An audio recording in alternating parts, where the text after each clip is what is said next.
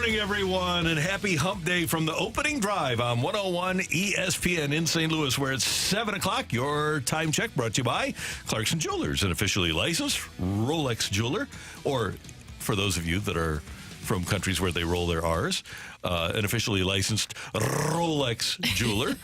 Brooke Grimsley is here. It's her Friday. Danny Mack is here. Matthew Rocchio is here. I'm Randy Karraker. Great to have you with us. It's also Matthew's Friday, too. Oh, Matthew's Friday, too? That's right, yeah. Congratulations, you two. Where are you going? Oh, wait. What's going on? I'm going to Florida. Oh. Yeah. How nice. Yeah. It should be. Where are you going, Brooke? I'm getting married. Congrats. Yeah. Down the aisle? I hadn't heard Down about the aisle. this. I know, right? It's crazy. I don't think that we've touched on this whatsoever. Have you tried your dress on? Not recently, but You'll yes. be fine. You'll be fine. I'll be okay. Yeah, you'll be great. But yeah, it's my Friday. Happy Friday, everyone. Just kidding. Happy For everybody Friday else. to you. And happy Saturday when the real Saturday gets here. Mm-hmm. So it'll be fun. So we'll celebrate that as we go along here during the course of the day. We certainly aren't going to be celebrating a Cardinal victory. Here's what we got coming up, though, on the show. I'm looking forward to this show because when I was a youngster, I've told you guys before, some of my favorite memories as a youngster were going to football Cardinal games with my dad. And we sat in section 149. Otis Anderson was drafted in 1979. I was not happy about it. I wanted the Cardinals to take LSU's Charles Alexander. They didn't. They took the 6'2", 225-pound at that point, O.J. Anderson, who ran. They didn't do 40 times then, but I'm guessing O.J. probably ran like a 4.45. So he was big, strong, fast. He set the all-time rookie rushing record, 1,605 yards. And in his very first game, hit the Cowboys for 193, including a 76-yard touchdown where he was running right at me. I was 149, section 149, right behind home plate at the old ballpark, and OJ was running right at me. It was very cool. And so OJ, who should be in the Hall of Fame, and there's a local mission to get OJ into the Hall of Fame, he's going to join us at 8:45, and then we're going to talk to Kyle Gibson as well, coming up at 9 o'clock. Looking forward to that, to hearing from Big Game Gibby Jim. On the heels of the Cardinals' 8-5 loss to the Astros last night at the Juice Box. The Juice Box down in Houston. Yeah. Not a lot of, well, if we wanted to talk about some bunnies and roses this morning, you did have Alec Burleson with a home run. You also had Nolan Gorman with a home run, Mason Wynn with a 2-run shot in his hometown. But then there was the bad that came with all of it. Andre Palante in his second start. I don't really know what else to say about that other than it was really rough. It was tough. It was bad. He was really struggling out there. And I don't know what else to say other than allowing 6 runs over 3 innings. That's not what the Cardinals needed. And he retired just 9 of the 19 hitters that he faced, needing 75 pitches to get 9 outs. He really struggled. And what do you guys think it was? It looked like something mechanics-wise was off with him. I felt he's got kind of a weird delivery anyway, so I don't know if it was mechanics, maybe it was, but he just left a lot of pitches over the middle of the plate, and when you do that at this level, you're going to get hit. He had 60 pitches with 1 out in the 3rd inning, and it just puts more of an emphasis on what they need to do with the fifth starter. Either it's him or they find out someone outside the organization, or do they bring one of these pitchers up? And the bullpen of the Cardinals is of concern, too. Middleton is going to be shut down. Looks like Tommy John, O'Brien, Robertson, Gallegos. Gallegos is going to throw again, my understanding, and then have a chance to come back and rejoin the big league club. But it just, it puts an emphasis on pitching, and you got to have it. And if you don't have it, you're going to lose some games, and that's what the Cardinals had last night. And Houston is dealing with the same things. They're going to wind up with another pitcher, Christian Javier, is going to undergo Tommy John surgery. They basically lost their entire starting rotation this year, and they have not had a good year. But here's the difference. In addition to Palante, he didn't miss any bats at all. But 2 more errors for the Cardinals, too. And those just add up. The cumulative effect of the errors over the course of a week or so. How many, Brooke, you had how many? 23 errors in their last 19 games. Right now, Wynn leads the team with 10 errors. Then it's Gorman with 7. And then it's Nolan Arenado with 5. It'd be interesting to know how many more pitches this pitching staff has had to throw because of the errors. Yeah, it's not good. It's probably a lot more. I thought one of the key at-bats in the games, talking about Arenado, was 1 out, runners at the corners, and he can't deliver. You got to be able to score on the road, and you have a chance to do that early on. By the way, Arenado is -8 defensive runs saved, which to me is shocking. He's 33, and it's not like he's 39 here. It's just he's 2 years ago you would sit there and say this guy is just unbelievable, incredible at third base defensively. You can see it. It's a little bit of decline defensively. It's a dramatic decline. It's like he's fallen off a cliff. A little bit. Yeah, he's gone from being great to being below average. I don't know if he's below average. I don't think he's terrible, but -8 defensive run save. That's not good. No, it's not and where you want to be. Last year too. He had a bad year last year too defensively. I don't know if this is like a precipitous decline where you just go from being great to just being average, because I still think he's above average. I think his skill set is above average, and he makes above average plays, but it's things like last night, right? Yeah, it just doesn't come through, and that was a key at bat in the game. And I realized it was 8 runs given up, and they scored with 3 home runs, but I just felt like early on, if you can set the tone with that kind of run scoring coming from him, it's a different game than what we saw. And we mentioned Burleson, we mentioned Gorman, we mentioned Wynn, the Kitty Cardinals. I was absolutely convinced that Donovan was going to come through in the 7th with the bases loaded. That's what I was going to say. To me, that was another one of those missed opportunities. By the way, they were 2 of 11 last night with runners in scoring position. So there was a lot of missed opportunities there, especially Donovan with that situation in the 7th. They were able to string together some hits. You feel good about Donovan in that situation. Now, he has been dealing with neck stiffness. We knew that kept him out for a couple of games there, but he did not. What part of his neck? It's just his neck, Randy. Just his neck. Just Dan shaking his. Matthew, have he's you heard? finding any way to connect that. It's his neck, Matthew. It sounds like it could be getting down to like his upper back area. How long has he had that? Yeah, about a week back. No, it was a neck issue, neck stiffness, either way. So he has been dealing with that, but it was just a huge situation there in the 7th that he wasn't able to capitalize. But 2 of 11 with runners in scoring position, there was a lot of missed opportunities going around. We talk about defense, bottom of the 3rd. Cardinals are on the field. They're playing defense. There was a leadoff walk, and a ball gets through the right side. There's a little bit of a lack of range with Nolan Gorman, too, and you can see that. We talked about defense yesterday, and you're playing guys somewhat out of position. Gorman, though, has been okay. Not great here recently defensively, and then you've got Burleson in the outfield. You got Donovan in the outfield. Where I would say that Burleson's probably most comfortable at first base. He has a lack of range in the outfield. Donovan doesn't have great range in the outfield, probably a second baseman. So some of these things where talk about it a lot. The margin of error for the Cardinals is slim, and when you don't make those kind of plays, you lose games. Tell me this, because we can all agree that Brendan Donovan's a better second baseman than Nolan Gorman, right? Yeah. Safe? The Cardinals say we don't want to pigeonhole Nolan Gorman as a DH. We don't want to. Essentially, we don't want to hurt his feelings. Nelson Cruz, David Ortiz, Edgar Martinez, they did okay being DHs. If a guy is not the best to play the position and he's best served as a DH, isn't that why we have the DH? Did they say they don't want to hurt his feelings? No, but to me, when they say we don't want to pigeonhole him, you might as well say that. Well, you can get some spot starts out of him and then put your best defensive alignment out there, and I think that's legitimate. Yeah. It just seems to me that, especially up the middle, and by the way, I think Nolan Gorman he's done a better job at second than I ever thought he would do. I think he's reached league average. I think he's okay there. He's one of the things that hurts Nolan Gorman at second base is the lack of the shift, right? Because you used to be able to play Mike Moustakas at second base. Yep. And all you needed was a guy, and the ball was going to be hit right to him. Doesn't work that way anymore. But for me, the Cardinals are much better served. Their defense up the middle is much better served, and I still think that's a thing, defense up the middle.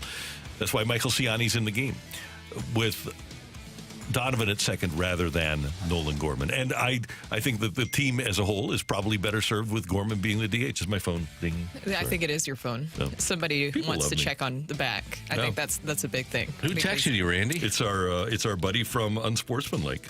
Oh, CC? No. So CC was, as an aside, on the show before us, CC was saying, Aaron Rodgers isn't that great of a teammate. He's only played in 1 Super Bowl. So I texted Michelle and I said, so does that mean that Drew Brees and Dan Marino weren't good teammates?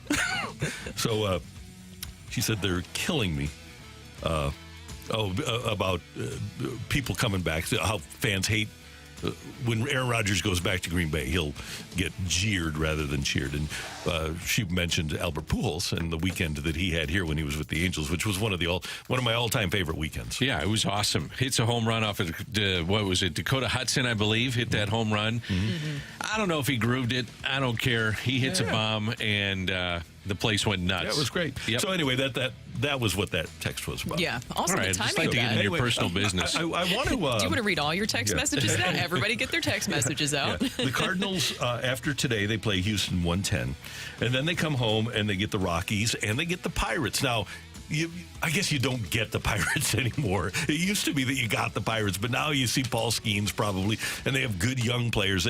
So the Pirates will be a dicey proposition for the Cardinals. Then they go to Chicago and they go to Miami, and I don't think the Cardinals are clearly better than anybody anymore. That's my point about saying even the Rockies. You get 4 against the Rockies, and they're the worst team in the National League.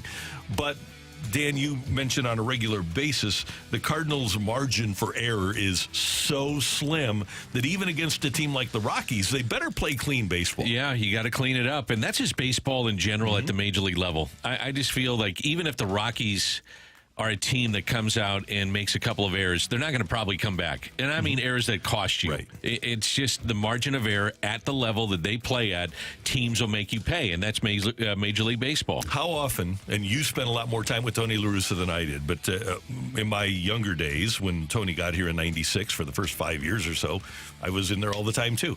And how often would Tony La Russa say, if you play clean baseball, the other team will eventually hand it to you? Absolutely. It also helped Tony that he had guys in regular positions and Cardinal Hall of Famers and Hall of Famers. So that helped with it too. But he put them in positions to win, and these guys came through. And with this team, they aren't playing clean enough baseball to allow the other team to hand it to them. They're the ones handing the game to the opposition. That's the thing that is so perplexing to me right now is just the fundamentals now are really bad for the Cardinals. We're talking about the errors, but it just looks off. It looks completely off. And you had the season start where they were so great defensively, where we were all talking about it. I think everybody said it was safe to say that looked like a way better team defensively. You felt better after last year because that was something that we talked about a lot was the fundamentals were lacking with this team. And it looked like early on that maybe that was solved. And now it feels like we're taking a step backwards, back to what we saw last year. And then same thing with the bullpen, too, is that this is a good bullpen.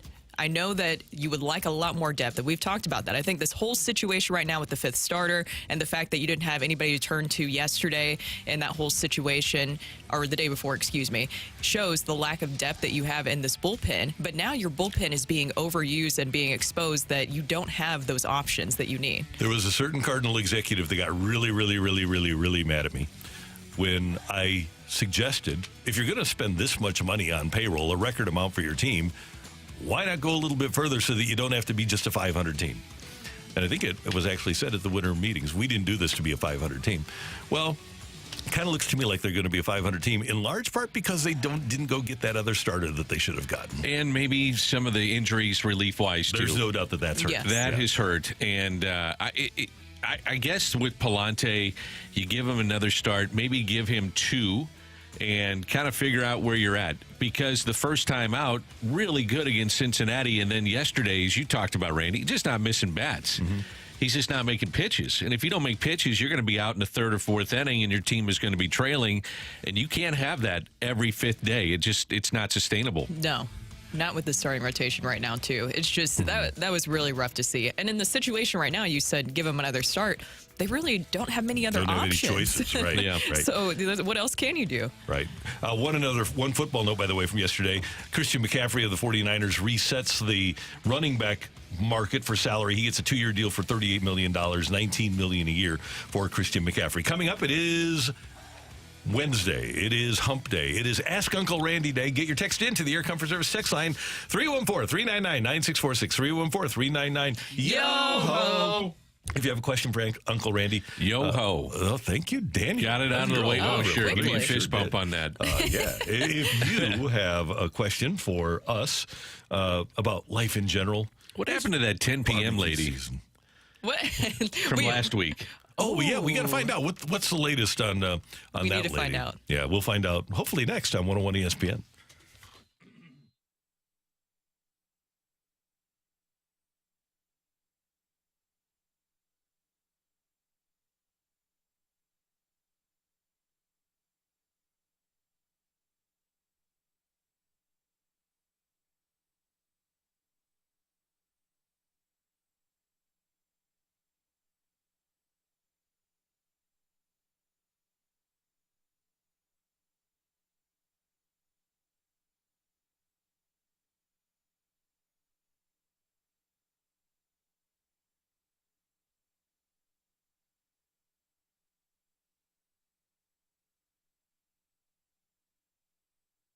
Hey, the warm weather in St. Louis is coming, and that means you need to get in touch with my friends at Hoffman Brothers. Hoffman Brothers is going to be out at the house today, as a matter of fact, and looking forward to having them out. But I'll tell you what, they do fantastic work on your air conditioner as we get ready for the inevitable heat of summer here in St. Louis. You need to make sure that your air conditioner is tuned up and ready to go. And Hoffman Brothers will come out, and their very friendly and knowledgeable technicians are going to take a look at your air conditioner. They're going to make sure that it's completely clean. They're going to make sure that it's good to go for the summer months. And one of the important things they do at Hoffman Brothers is they're going to give you a status report on your air conditioner and tell you what sort of lifespan it has left. If you have an air conditioner that's 15, 20, 25 years old, there's a chance that it's on its last legs. And the Hoffman Brothers will tell you, look, might be time to start saving because in a couple of years, you'll need another air conditioner. You can make that appointment with Hoffman Brothers today. Give them a call or a text at 314-664-3011, or you can go to Hoffman Bros, Hoffmann, hoffmanbros.com. Hoffman Brothers, an independent American Standard heating and air conditioning dealer. Get them out to look at your air conditioner today.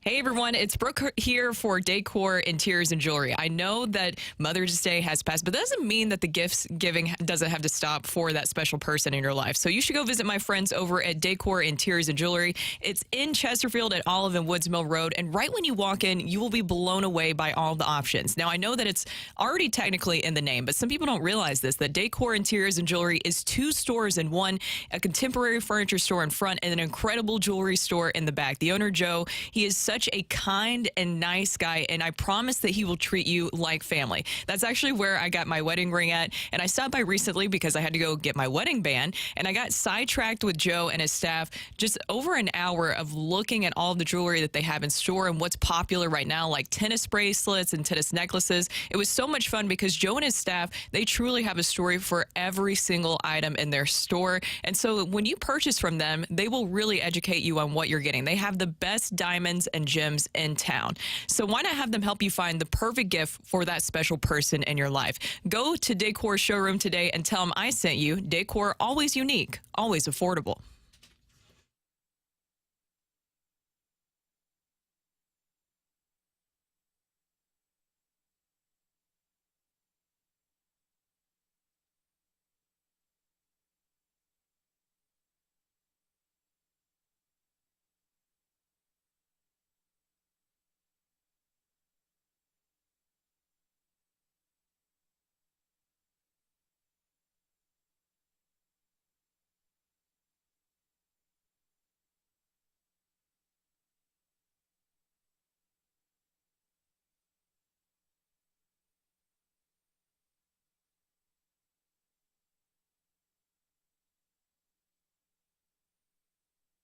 Got a question for Uncle Randy? Let him dive into his infinite well filled with wisdom to find you answers. Text 314-399-9646. It's Ask Uncle Randy on 101 ESPN.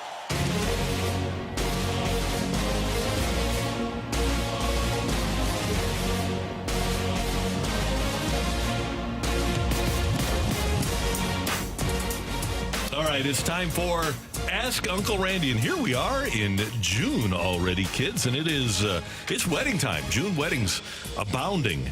And so if you have any questions about what's coming up with your nuptials, maybe this weekend or the weekend after, feel free to send us a text. Any questions you have about what's going on as the summer, the unofficial summer. Well, no, it's the official summer. Once you get past Memorial Day, it's the official summer. So I believe so, too. Yeah, summer questions, feel free. Matthew is already enamored of a question.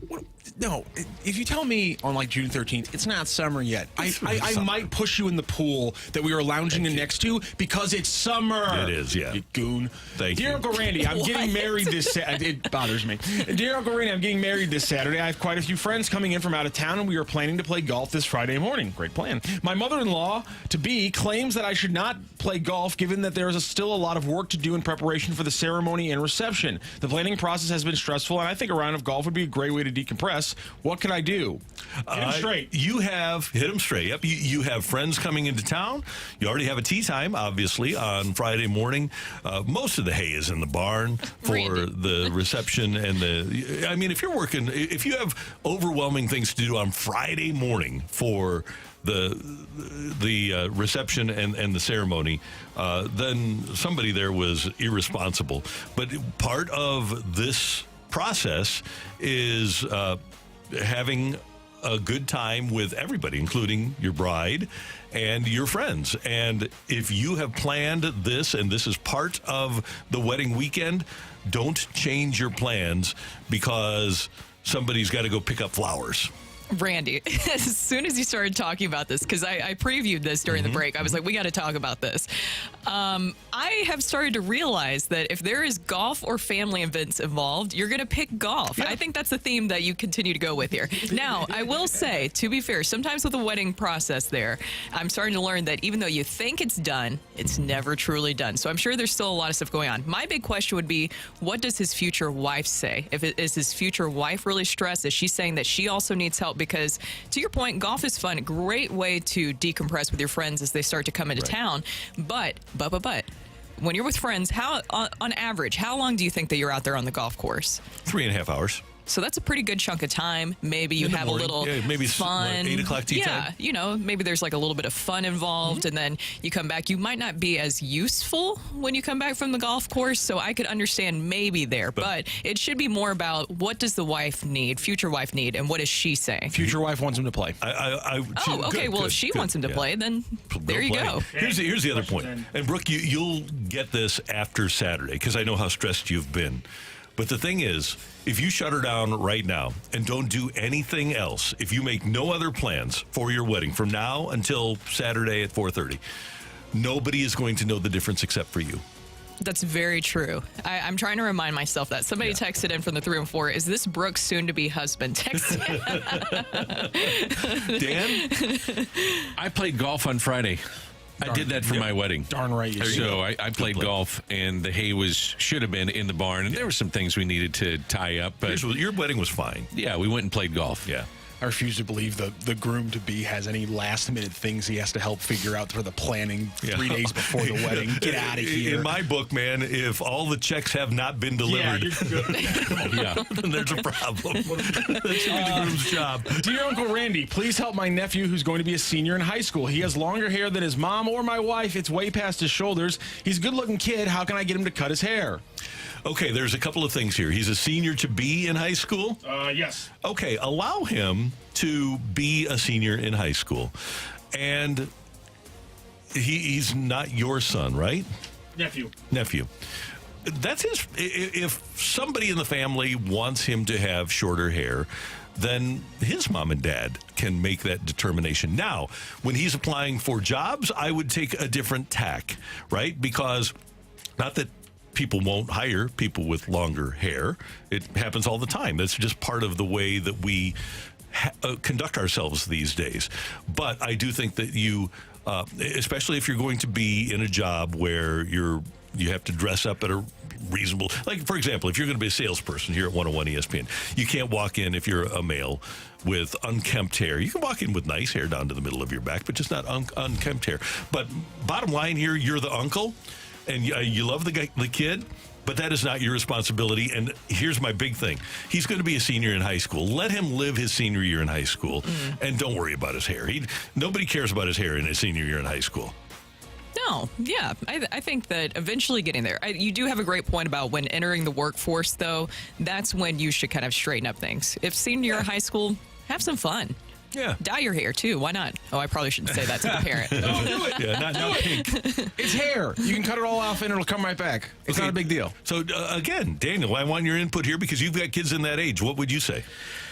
I'd let them be. Yeah, this is how they want to go at it. I would just say it's your hair. You do what you want. Now, if you want a job in 5 years, you may want to think about cutting it. Different. Yep. Yeah. Certain places you just got to play ball. It's your Exactly. You got to play ball It is. sometimes. Let it It's dumb, but you got to play ball. You know, I want to go back to this wedding and golf thing. No, we and gotta go I'm back to pulling a a different Dan one. the other. No, just real quick. 10 just p.m. guy real texted quick. in. Okay, but here's a quick update on just something, but some good points. So, golf before the wedding, be careful of getting a sunburn, red face, wedding pictures. yeah. Great point there. So, maybe wear a hat. Somebody else said if the mother in law is stressed, the wife is stressed, not from experience or anything. Guys, can you weigh in on this? Well, Don't you think the wedding is for the mother-in-law anyway? It's for the mother-in-law. driving It's for the down. moms. Wedding. It is Yes. for the moms. center of the problem. It's for the moms. For the moms, yes. Here's the thing. You can't win, so stay away. Because if you're there, if you don't play golf and you're there, she's going to be stressed out because you're there. So you can't win. So you might as well play golf, especially if you already have a tee time. You know what? You don't want to cancel a tee time on a local golf course. You don't want to leave the golf course hanging You on could Friday be, morning. as you said, if you had a tee off at 8, you could be home by noon. Yeah, you're fine. Exactly. This is, be fine. we're fixing these things out. It'll be fine. 10 p.m. from last week texted in. Oh, good. Here we go. He's not happy that I'm making jokes about not getting 8 hours of sleep. Get over it. He says that the ultimatum I am working with my wife is there is no reason to make late night plans during the work week. My first thought is, Randy, do marriages and ultimatums usually work? No, they don't. There he goes. So, Oh, come on, here- guys. okay. Do they? They can sometimes. Okay, I'm going to go to the Google machine. Now, here's the thing. To recap from last week, this gentleman likes to get to bed at a reasonable, for him, hour earlier. His wife is self-employed and goes out with friends sometimes until 10 or later at night. And the question was, what should he do about it? And RC, I said...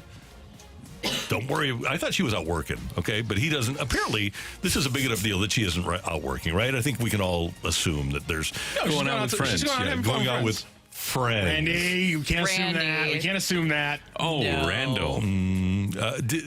Did you guys not assume that? No, I did not. No. Okay, good for you guys. Proud of you.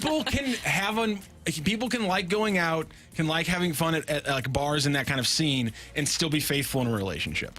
That's all I'm saying. Or hanging around friends. I had it Close as friends. exactly. as Katy Perry and her guy, Oh, damn it, Randy. Russell Brand. Russell Brand. Yeah. Role reversal a little bit, yeah. Okay. Okay.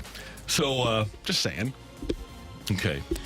So there's an ultimatum. That's what you're saying. And he says that the agreement they're trying to come to is that there's no reason to be making late night plans on a weeknight. That's an agreement they've reached. He said That's good. his He says ultimatum. the ultimatum I am working with my wife is that there is no reason to make late night plans during the work week.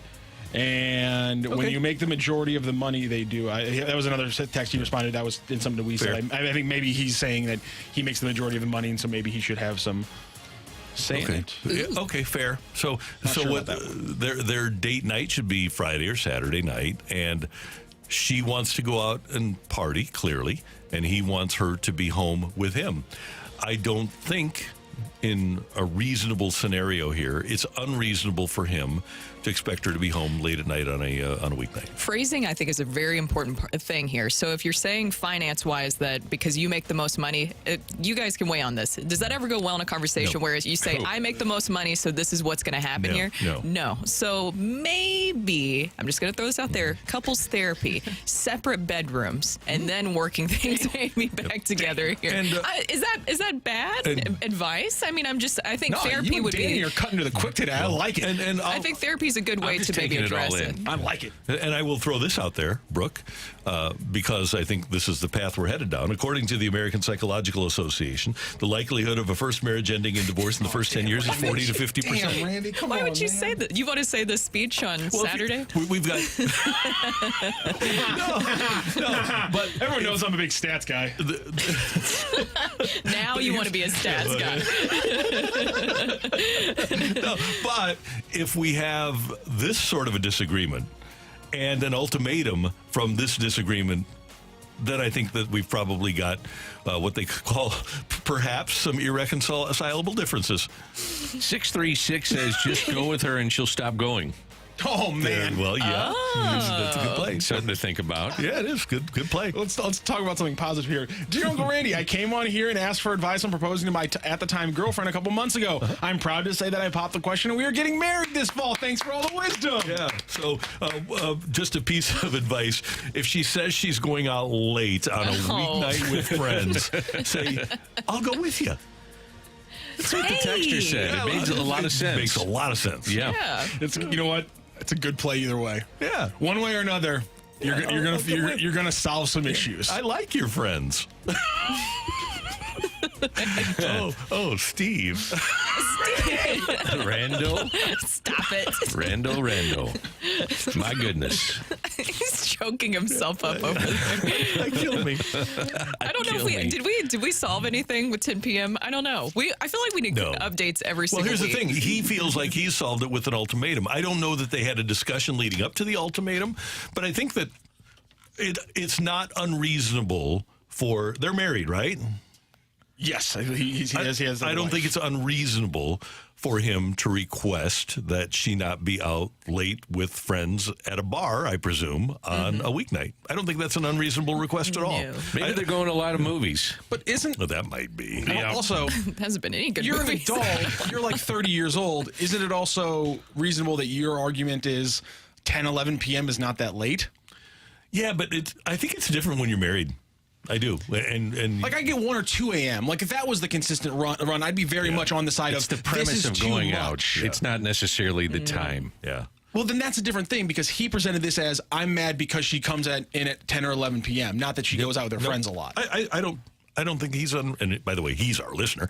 I don't think that he's unreasonable at all. I'm on the side of the listener. Yes, I think, but the phrasing, the ultimatum, is probably not the best route to go but here. Especially if you throw finances, I make more money. Right. That never really goes well. So that's why I suggested couples therapy. I think that's a really good idea, Brooke, because we're headed with ultimatum. Well, with her actions, with ultimatums, and with the idea of, well, I make more money, so therefore you should be home. I think those are all things that are leading down a path of 40 to 50%. That's the analytics on it? Yeah, it is. Yeah. Thank you, Matthew. You have any other great ones you want to get out there? Or are we good? No, I think it's time for a break. Okay, we'll get to a break then. Coming up here on 101 ESPN. Continue the segment. Yeah. We got some more if we want to keep going without Ask Uncle Randy, so we can always hit more. I'm down with it. Okay, well. We're solving life problems here. We are. Maybe? Yeah, but we also have to solve some baseball problems. And baseball has some problems. And we're going to get to what they are and how we solve them next on 101 ESPN.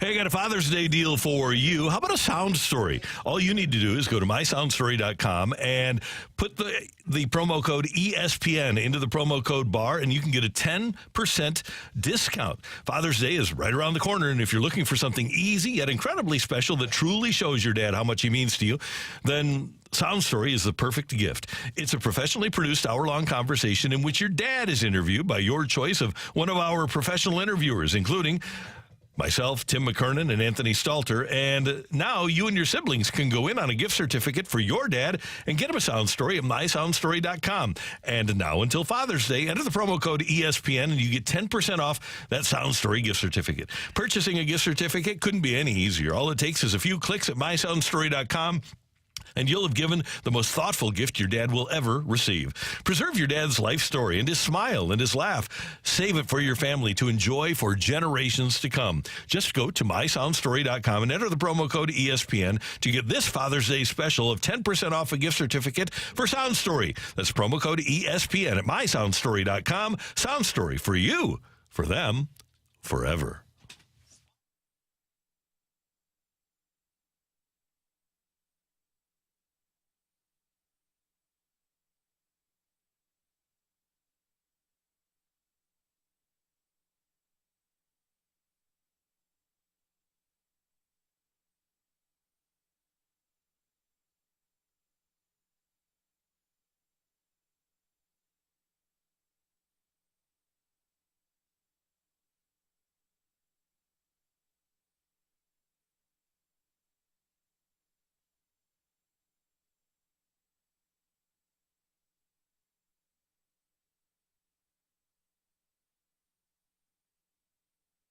This is Rocky with your Sports Center update, driven by Johnny Londoff Chevrolet and Johnny Londoff Autoplex. Andre Palante gets hammered for 4 earned runs in the third inning and tagged for 6 total in the game, and the Cardinals fall 8-5 to the Astros. They will try to salvage a win in this series with a 1-10 start today. It'll be the righty for the Cardinals, Miles Michaelis, facing off against the righty for the Astros, Ronel Blanco. Blanco on the season is 5-1 with a 2.44 ERA. No playoffs right now, but the NBA Finals starts up tomorrow. You can catch Game 1 between the Celtics and the Mavericks right here on 101 ESPN. Pregame starts at 6:30. That is your Sports Center update, driven by Johnny Londoff Chevrolet and Johnny Londoff Autoplex. See them at londoff.com. Chevy, together we drive.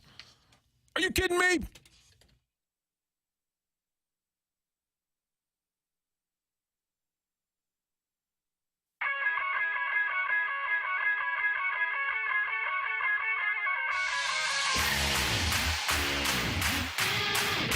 Baseball, it's a changin', and in ways that you would not have expected. This from High Heat Stats on X. 2024, this baseball season, 2 months in, is on track for the fewest strikeouts since 2017. That's a surprise. Fewest home runs since 2015. Somewhat of a surprise, although early season home runs generally always seem down. For an industry that wanted to increase offense, though, fewest earned runs since 2014. We mentioned fewest homers since 2015. Fewest wild pitches since 2012, this with all the max effort pitching that we've got going on. Lowest BABIP since 1992. Batting average with balls in play, so that means fielding seems to be more effective. Fewest doubles since 92. Fastest game since 1981. The lowest whip, walks and hits and innings pitched, since 1972, and lowest batting average since 1968. So for all of the rules changes, eliminating the shift and bigger bases and trying to allow hitters to have more opportunity because of the pitch clock, you figure that there's not going to be as much velocity. It seems to me as if offense is taking a back seat here. Why do you think this is? I have no idea. I think that that's something that everybody's trying to figure out right now, because you are seeing it down across the board in all of Major League Baseball. We talked about specifically looking at the Cardinals, some of your hottest hitters, how they started out the season, but they weren't the only ones. There was a lot of big names that had slow starts and some who are still searching, but to your point, you would think that what Rob Manfred was doing was really helping the hitters in this situation. You have the pitch clock, you have the shift, you also have base stealing and trying to increase that with the bigger bags. I don't really know what's going on. Is it also maybe something with the uber specialized pitching that we're starting to see more of? I think that could be a factor, but it's not like new pitches haven't been introduced to the game. The sweeper. Starters are averaging only 86 pitches. Mm-hmm. They only average about 5 1/3 in their starts. So that to me is the analytics of going through a third time through a lineup, and these managers are taking the starters out very early, and the specialization, as you mentioned, Brooke, of bullpens is adding to this. I mean, it is hard to hit, and now it's as hard to hit now as it's ever been because velocity. I'll give you something here. If you look at the stats, like if you throw 92 to 93, 93, 94, so on and so forth, the OPS drops dramatically, and you have hard throwers coming out of the bullpen where your OPS is almost 300 points down compared to when guys are throwing mid-90s as opposed to upper 90s. Yeah, that all makes sense. The one that's weird to me is that the fewest strikeouts, right? I get all the other stuff if the strikeouts were up or the same, but I just think it's weird that you have fewer homers, fewer earned runs, fewer doubles, lowest whip, lowest batting average, yet fewer Ks, which I think is an anomaly for me. I can't figure that one out. I figured there'd be more strikeouts for sure. But we always say if these guys are 200 miles an hour, batters would figure out a way to put bat to ball. They're just that good. But having said that, with the specialization and velocity that a bullpen has, I would just anticipate more strikeouts. I wonder what Rob Manfred will do to solve this problem. Because everybody wants more offense, right? So to me, the less offense is a problem. So if you're baseball, I don't know how you solve it. You already have the minimum, the 3-hitter minimum, which I think has kind of worked. I didn't like it at first, but I think it's kind of worked. We've talked about losing your DH when your starting pitcher comes out. I think that's the one I'd go with. Yeah, it's not a bad idea. I think it's an interesting idea. So if a starter comes out, which would then, strategically make a manager say, you know what, maybe I let this guy go 1 or 2 more innings because I have my DH coming up and I feel like we can do some damage with this guy, then I'd be more prone to keep my starter in and kind of roll the dice. Well, it was like what I was talking about earlier. Do you think that the rule changes we've seen, we talked about it, the game's a lot faster, the pace of play has been something that we have all talked about a lot from the fan perspective, but are some of those new things that Rob Manfred has implemented for baseball, is it actually better for the players, you think? I think the pitch clock is something to look at with the injuries. I wonder if there's a correlation between having the injuries that these players are sustaining outside of max velocity, which is, it seems to be, that would be the answer for me. I'm not a doctor, but that's what I would look at. But the pitch clock, it should have added to more offense. When you have max effort guys and all of a sudden they're out of breath, it takes a lot to throw max effort. And when you're out of breath, all of a sudden you think you would drop maybe a mile an hour or 2 in your velocity, and that would add to more offense. Right. You'd think that'd be the case. So I don't know what the answer is. I've always thought that they should expand the strike zone, but now you think about expanding the strike zone, that would increase Ks because that causes people to have to swing the bat. What about a lack of the tacky substance? So your breaking ball is not breaking 2 feet, it's breaking a half a foot. Like Blake Trinan, watching him, I'm not saying he's a great example of just the movement that you have.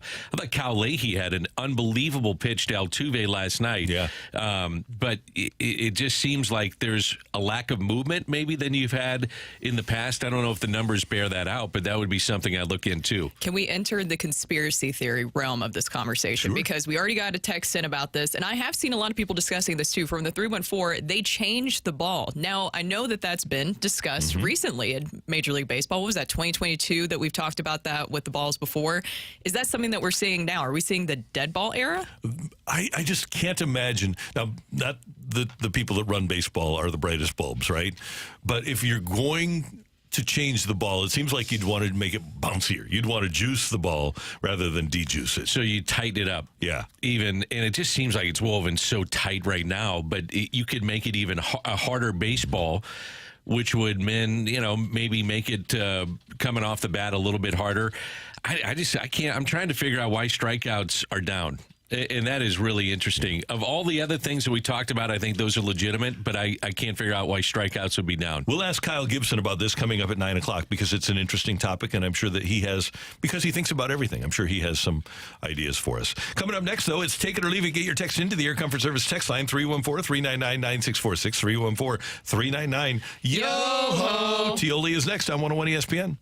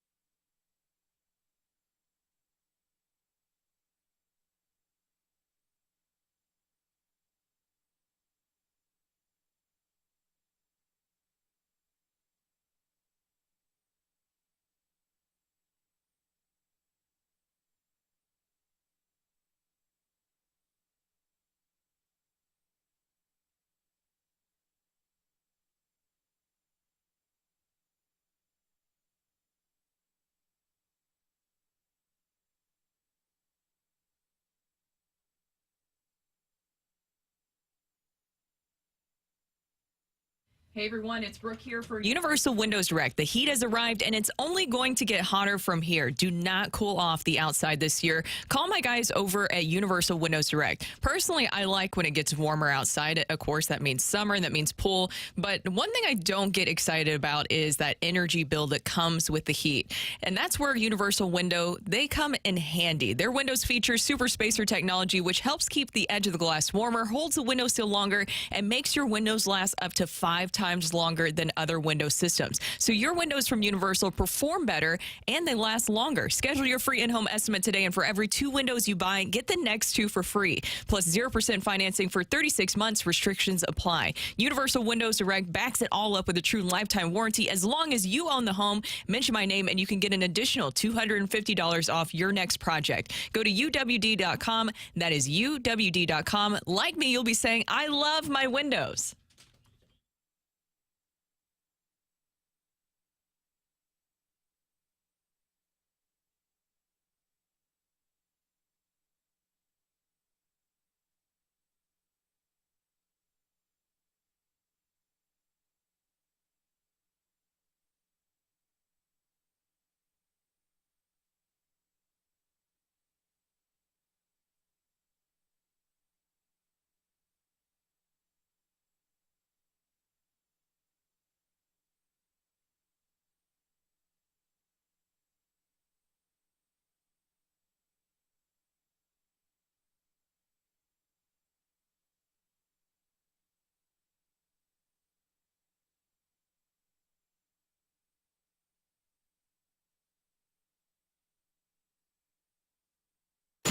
Time for Take It or Leave It. Want to say something? Want to put it out there? If you like it, you can take it. If you don't, send it right back. Get your text into 314-399-9646 and give us your Take It or Leave It. Brought to you by Gloria Lou Realty. Visit GloriaHasTheBuyers.com and start packing. That's my final offer. Take it or leave it.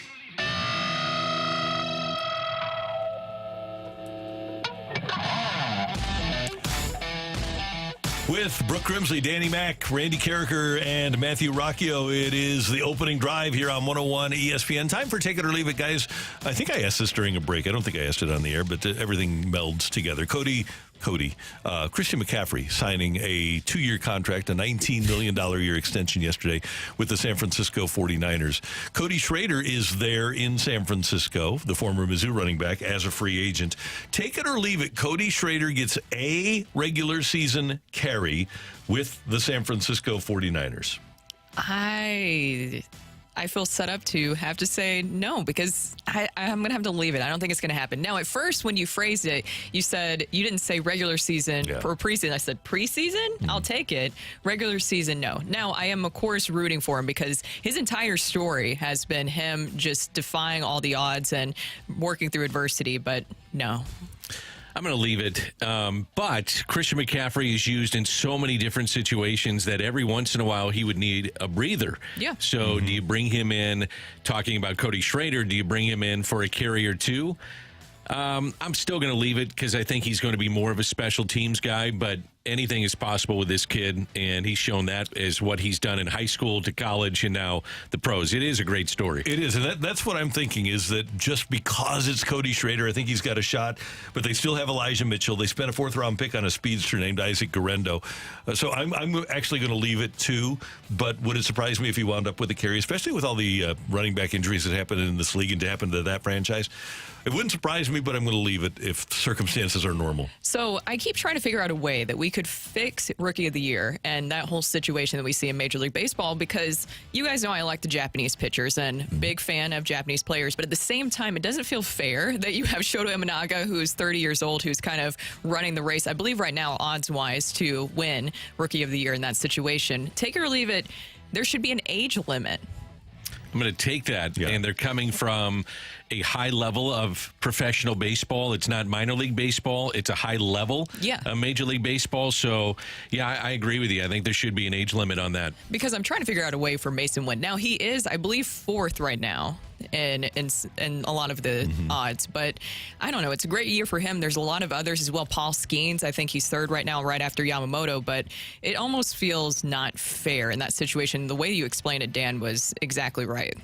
We'll see. And Ichiro, when Ichiro won, I think Kasasaki won with the Mariners also when he was 32. So all you have to do is put an age limit on it. But the problem is then you get a guy like Roy Hobbs, who's a legit rookie, and then what happens? It's unfair to. It would have been unfair to Roy. Guys with bullets in them should get Rookie of the Year. Right, a 36-year-old who just came from nowhere. Yeah. We'll just put a lot of different restrictions and stuff on this. If you're going to be the greatest ever, then you can be a rookie at like 20 or 30. There's the best ball player I ever saw. Yeah. Take it or leave it. Currently, not all time, but currently, Caitlin Clark is the most polarizing figure in sports. I'm going to take that. Yes, I'm going to take it. I think she's polarizing among her own players in her own league. But think of all of the conversations that have been spawned. Exactly. Because she is a rookie and the veterans don't like her. The race issue has been brought into this. If we've got ESPN on ESPN crime because of her. Yeah, I would say that she is. No, in fact, I don't think there's anybody even close right now. No, and it feels like it's more about the conversation surrounding her. So I'm going to take it for that reason. If I'm the WNBA, I'm loving this. Oh, yeah. Whether it's good, bad, and different, but I'm getting front page news and debate shows and shows like this talking about the WNBA. We've never talked about the WNBA like this. Yeah, and the lead story at ESPN.com is Angel Reese getting tossed from a game last night. Exactly. Yeah. If this happens last year. No one even knows about it. No. If Caitlin Clark isn't in the league, well, she wasn't in the league. If anybody gets tossed from a WNBA game last year, nobody knows. No. And maybe Unless no one cares. crazy. And and all due respect to Angel Reese, who thinks she's a big part of this, if Angel Reese is in the league last year and Caitlin Clark isn't, she gets tossed from a game, nobody hears about it. Right. All right, what do we got on the text line there, Matthew? Take it or leave it. This summer, it'll be the first time that Armstrong initiates a buyout. I'm going to leave that. I don't think that there's a valuable buyout for the Blues to be had. I'm going to leave that as well. It's not been his modus operandi, so I'm going to make sure if I'm Doug Armstrong, I kind of continue with that trend and not have that dead money sitting with my team associated coming up this year. Sorry, I was just mesmerized by the way that you said that. It was just What's so your beautiful. MO? I love it. It was beautiful, Dan. Well, thank you. Yeah, I'm gonna. Sorry, I was too stunned to speak for a minute there. I'm not Bradford Bruns here. It did feel like Brunsy. Little Bradford. Yeah, you gave me a little Brunsy there, but I'm gonna leave it.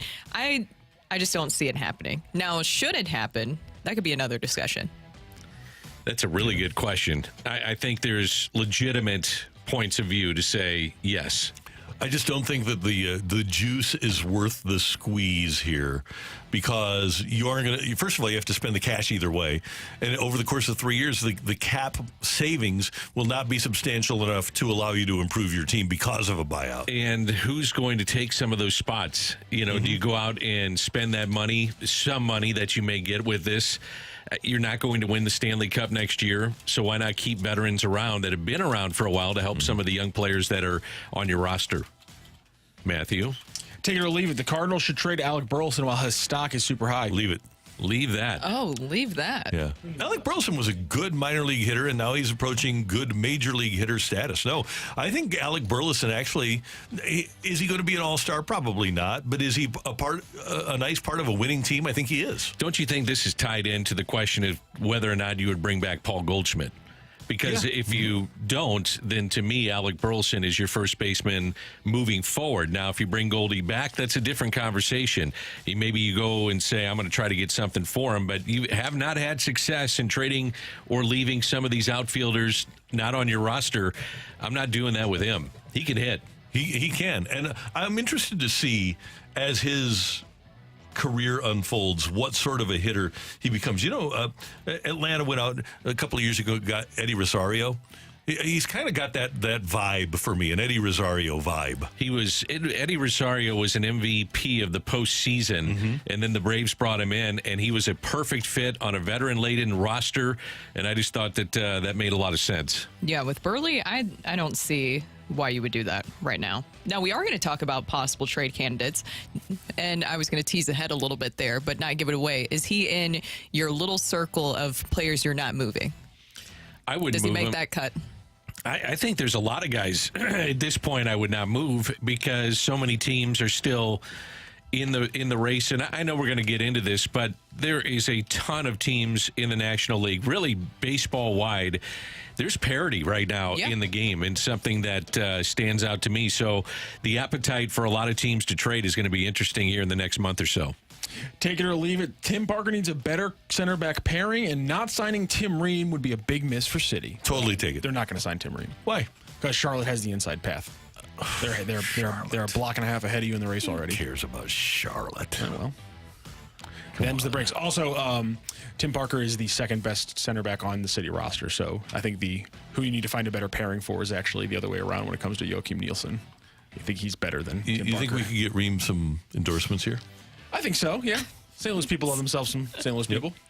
Where did he play? He was a Gallagher kid. Is that right? I believe so, yeah.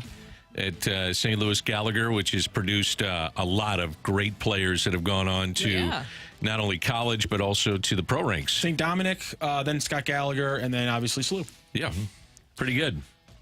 What else you got, Matthew? That's all we got. We got to go to break. Oh, let's go to break. All right. You keep Man, cutting you're us off tough today. on this clock, man. Yeah. We're trying to get those ratings up. Okay. It's okay. Coming up, Jason Tatum and Matthew Tkachuk are playing in the finals. A couple of Chaminade guys. How cool is that? That's next on 101 ESPN.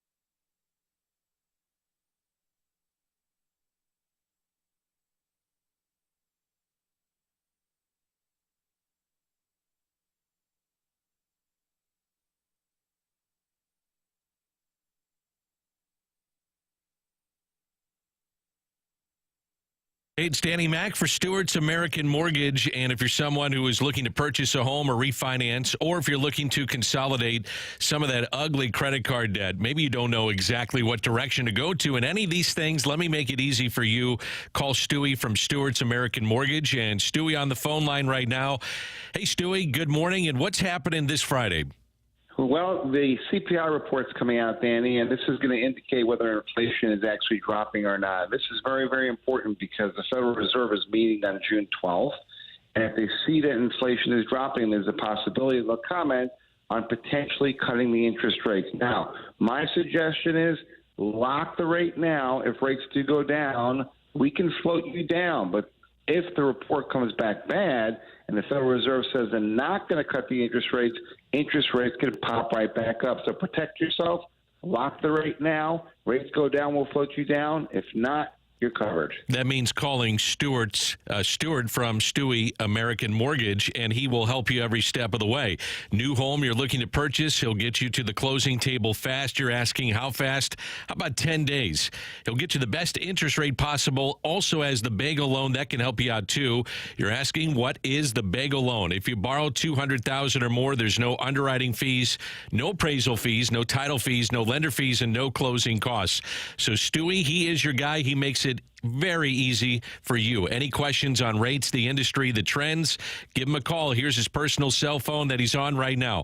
Give him a call, 314-324-4440, 314-324-4440, or Google the bagel loan. That's right, Stewie. Google NMLS that bagel number loan. 226715.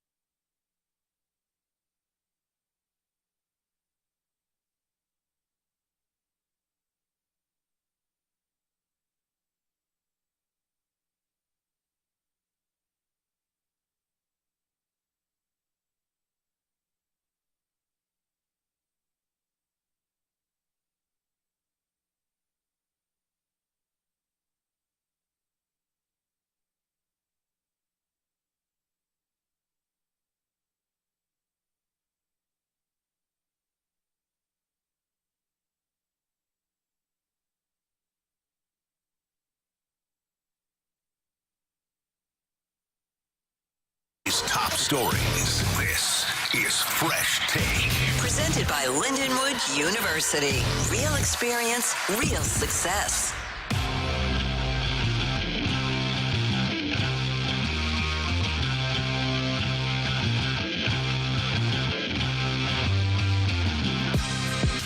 Tomorrow night, we have Game 1 of the NBA Finals here on 101 ESPN. The Celtics, led by Chaminade Products, St. Louis and Jason Tatum, taking on the Dallas Mavericks. That pregame at 6:30. And then, after that, on the 8th, on Saturday night, we've got Game 1 of the Stanley Cup Finals. Panthers and Oilers. Panthers led by Chaminade, St. Louis product. Matthew Tkachuk, that pregame at 6:30. So you've got the Boston Celtics, led by Chaminade's Jason Tatum, and the Florida Panthers, led by Tatum's Chaminade classmate, Matthew Tkachuk. I wonder how often that has happened. I don't know. Maybe not that often, but I'm so excited for both of those guys. Two really, really great guys. And I need to know, we surely have a texter who went to Chaminade with both of them at the same time. Surely there's somebody who was there at the same time that you could tell. And I asked you guys before, because that's what I heard when I moved here to St. Louis, is that people knew, I feel like pretty early on in middle school, that Jason Tatum was going to be an NBA star. I remember going to watch him as a freshman and seeing Coach K in the stands. Roy Williams was in the stands. I mean, the biggest names in college basketball were there.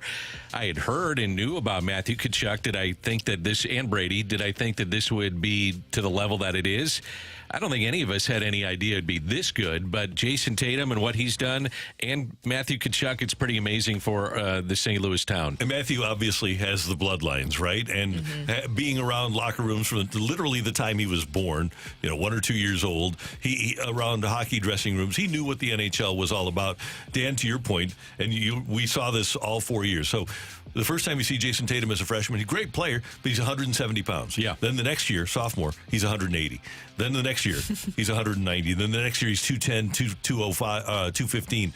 He turned into a man at Chaminade, and he was an unstoppable force. He was an NBA player playing against high school kids. And by the way, that was a really good, his senior class team was a really good team. I was doing the Blues at the time, and I'd walk into the locker room of the Blues, and who would you see? The Tkachuk boys with sticks and wrapped up tape as a hockey puck, and just...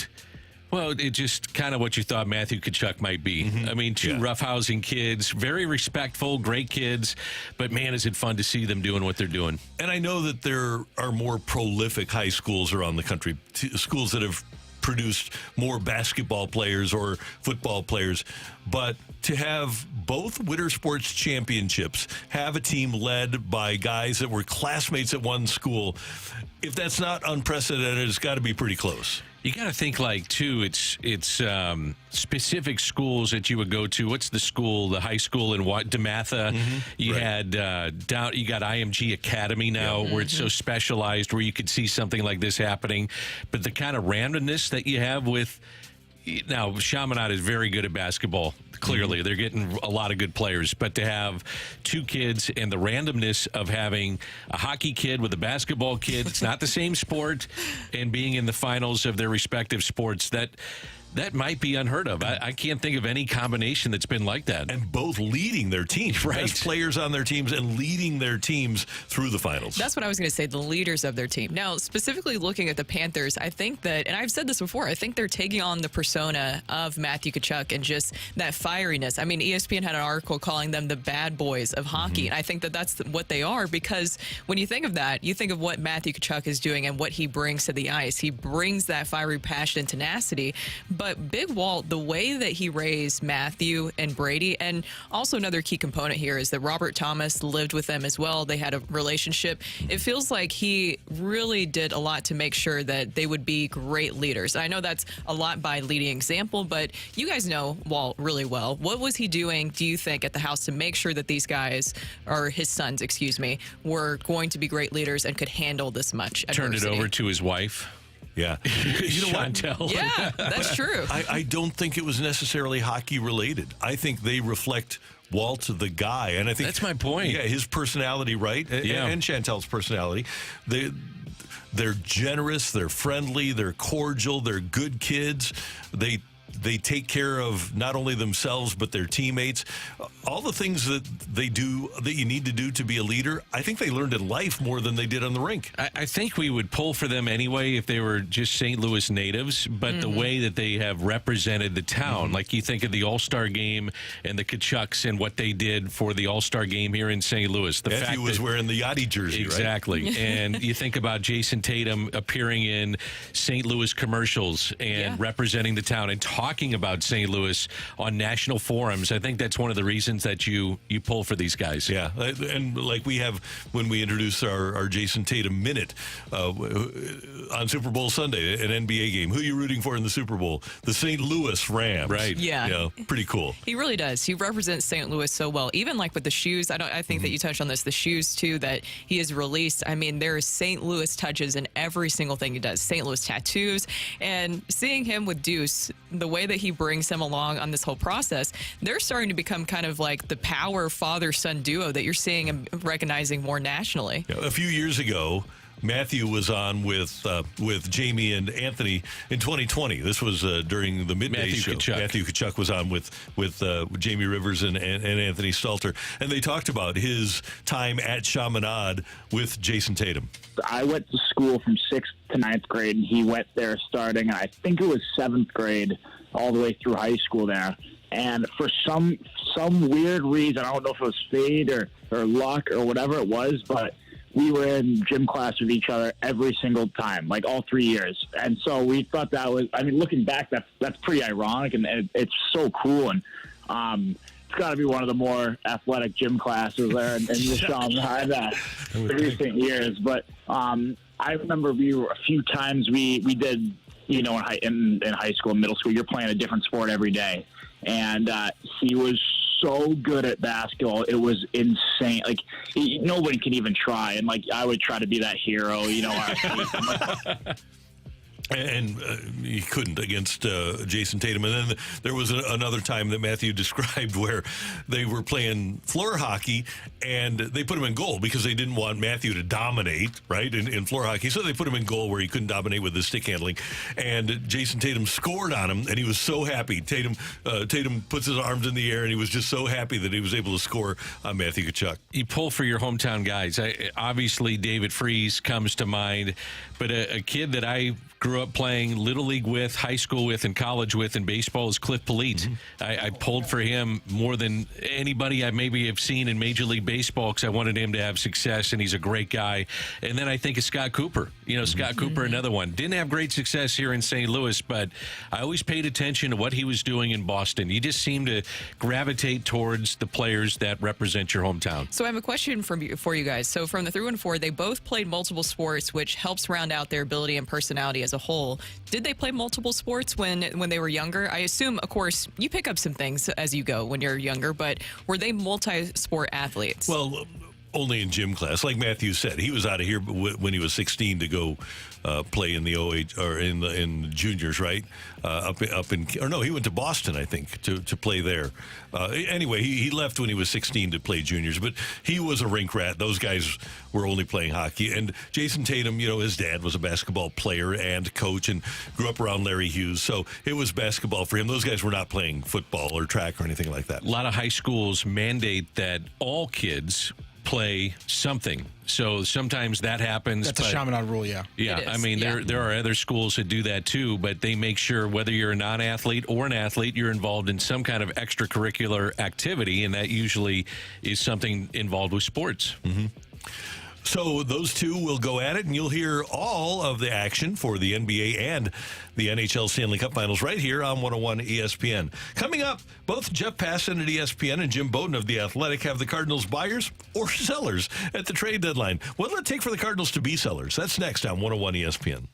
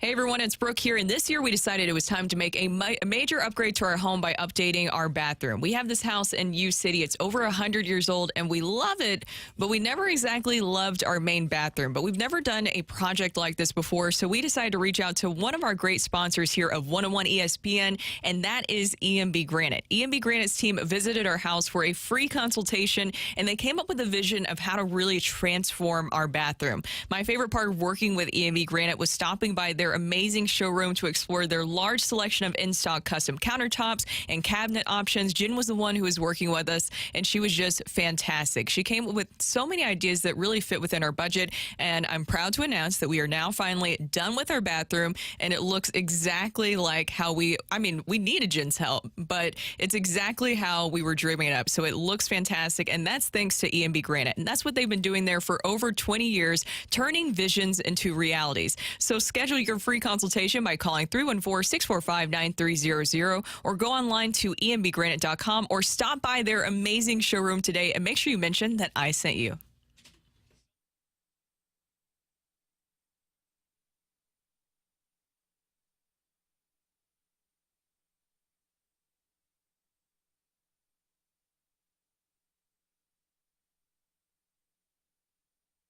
Hey, if you want the greatest lunch that you'll ever enjoy, head on over to the Fenton Bar and Grill on Rudder Road in Fenton today and enjoy their great trash wings. They're absolutely delectable. But not only do they have great trash wings as an appetizer, but they're going to have wonderful wraps and salads and burgers for you and great sandwiches. It's the place to go for lunch or maybe a happy hour or a great dinner as well. And when you go to the Fenton Bar and Grill, they're all about sports, whether it is watching some baseball. They're huge fans of St. Louis City SC. And when you go through, they're going to have sports on the TVs. And you're also going to have the opportunity to check out everything that's going on with the other people, because it's a bar where everybody does know each other because of sports. We've got this overarching aspect to the Fenton Bar and Grill. We all love sports, right? You're listening to sports right now, and that's why you will love the Fenton Bar and Grill. I love it. It's great food, great people, and a great time. 2 minutes from the soccer park. If you're looking for a great place for lunch today, head to the Fenton Bar and Grill and tell them Randy sent you.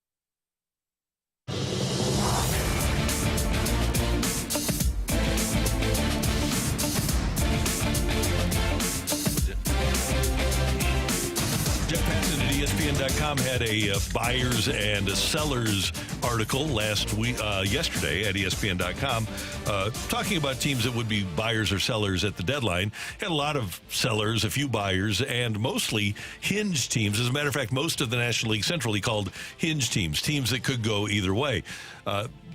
Jim Bowden, who was on with BK and Ferrario last week, when he was on with BK and Ferrario, he said that he really thought the Cardinals would be a seller. He didn't think that they're very good. But then in an article, he said that they could go either way, too, depending on how things go leading up to the deadline in a couple of months. As we speak, the Cardinals are one game out of a wild card spot. The Cubs are at 30-31, and they lead the Diamondbacks and the Cardinals by one game each for a wild card spot. It's hard for me to imagine that the Cardinals would get far enough behind. We're 2 months in. In the next 2 months, are they going to get more than 10 games behind that wild card spot to make them a seller? I don't see that happening.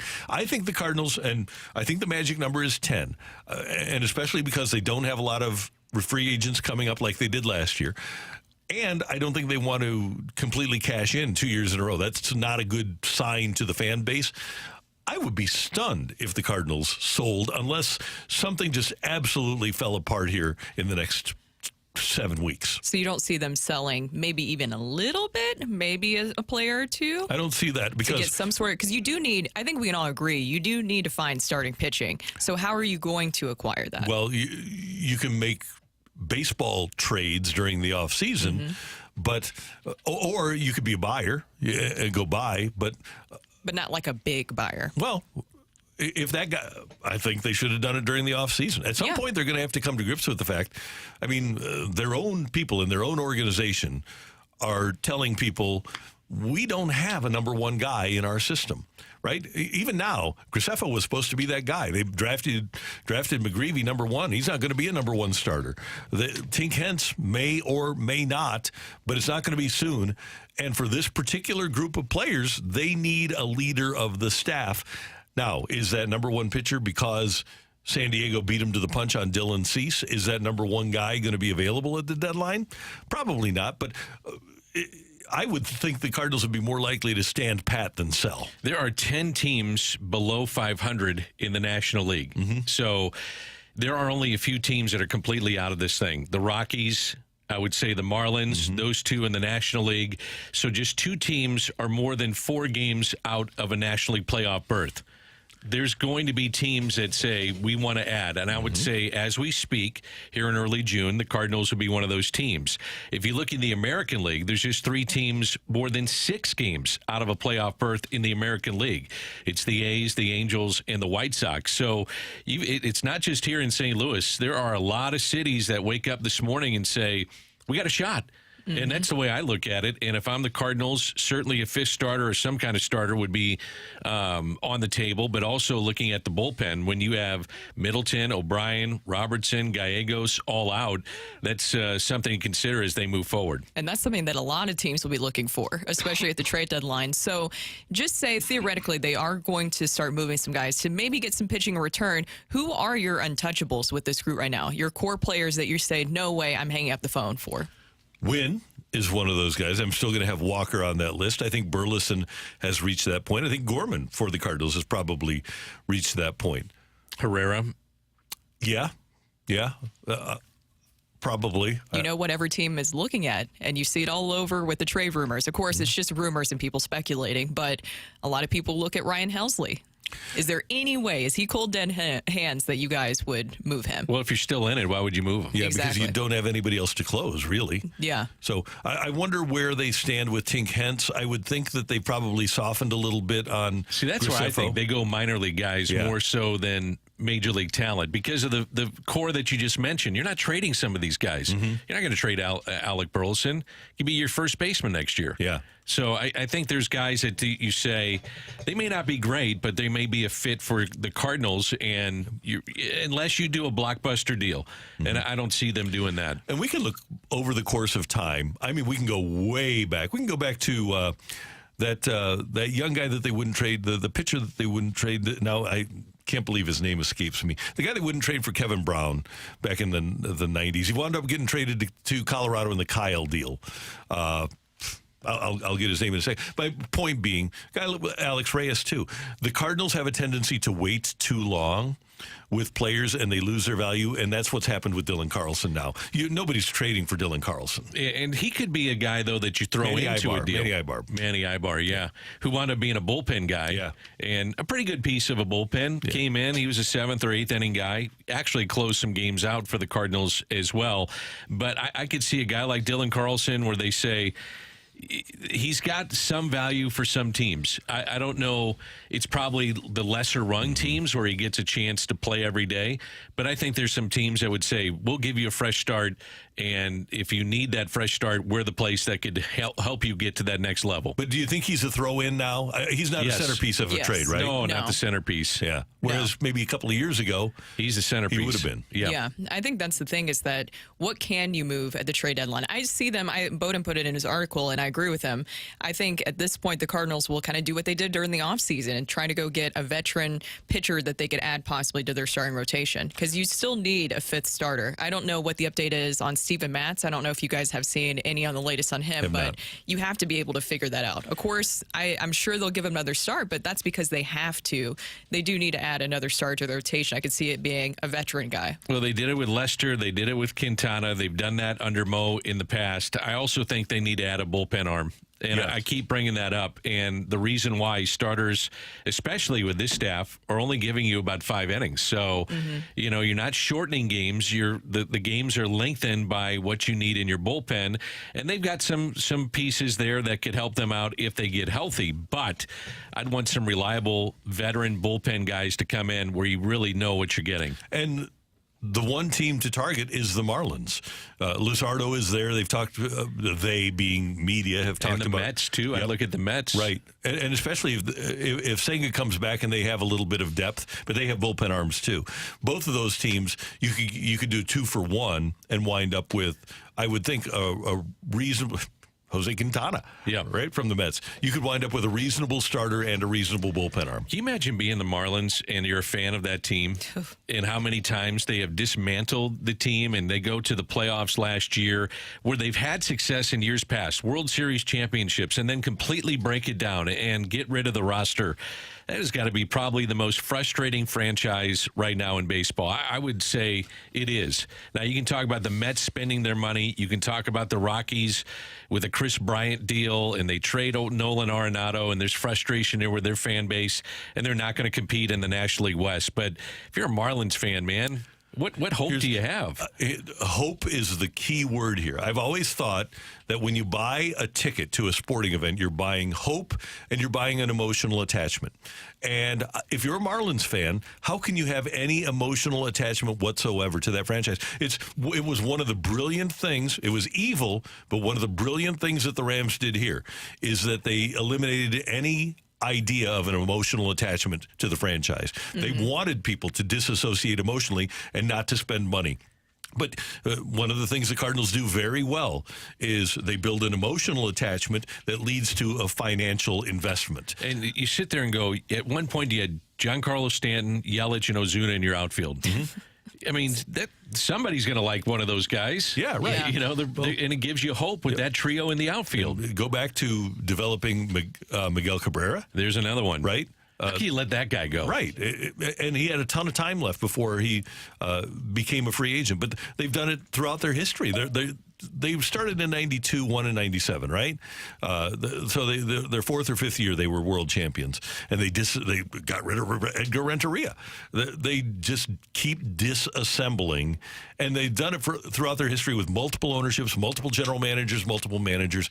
And I think they've probably reached a point now where with that franchise in Miami, there's no way to build a fan base, probably. And the ballpark is in Little Havana. And it's a beautiful ballpark. They're not going anywhere, and they don't spend any money, and they have no future where you sit there and go, "Oh, I'm gonna dive into this player." Well, how can you? Because he may be on the way out. And their owner has a ton of money. John Sherman, is that his name? Yes. And he told Derek Jeter. He said to Derek Jeter, he said, "Yeah, we'll spend when we're ready to spend." And they get to a point where they're a good team, and Jeter wants to spend $5 million. A Major League Baseball essentially owner wants to spend $5 million, and the owner says, "No, we won't." Yeah, I think kind of getting back to with the whole Cardinals subject of trade deadline. And look, the Marlins are very frustrating, but we're getting some good questions in from the text line. From the 618, I understand none of these prospects are meaningful standalone, but you can't keep depleting your prospect depth for trade deadline Band-Aids that you don't re-sign. You're still trying to get in the playoffs, though, this year. I'm worried about the now more so than I am looking at the future. Now, when they make deals, many times it's for the now and then another year that's left on a contract. So they get the player for a year and a half. There's not a lot of rentals like, Lester and Quintana were rentals, but they didn't give up a ton to keep those guys they gave up or to go get those guys. Oviedo, right, for Quintana. Lester was Lane Thomas. Jay Happ was that was the guy who walked everybody. And at the time, you thought, these are pieces that, Right. And that's Lane Thomas has been a nice, serviceable part, but he wouldn't have been a difference maker with the team. Oviedo hasn't done anything. And then what other left-hander are we? Oh, Montgomery. You gave a Bader for Montgomery. So I don't think that you've given up players I don't think you have depleted your organization, let's put it that way, by making these deadline deals that the Cardinals have made. Obviously, The one that hurts is the one where you thought you were getting a young player back in return in Matthew Liberatore. And Ozuna, that one hurts. Right. That one hurts a lot. Right. But that wasn't a trade deadline deal, No. so that's something to think about. I look at it, too. If you're in contention, you owe it to a fan base to at least try. It may not work, but if you go out and make some deals, you at least try. And I think the Cardinals feel that way, too, with the fan base that they have, the passion that they have. They expect winning. They expect postseason play. And I think that they will. If they're in this position, hovering around 500, you add the number, Randy, and I said it yesterday, 10 games.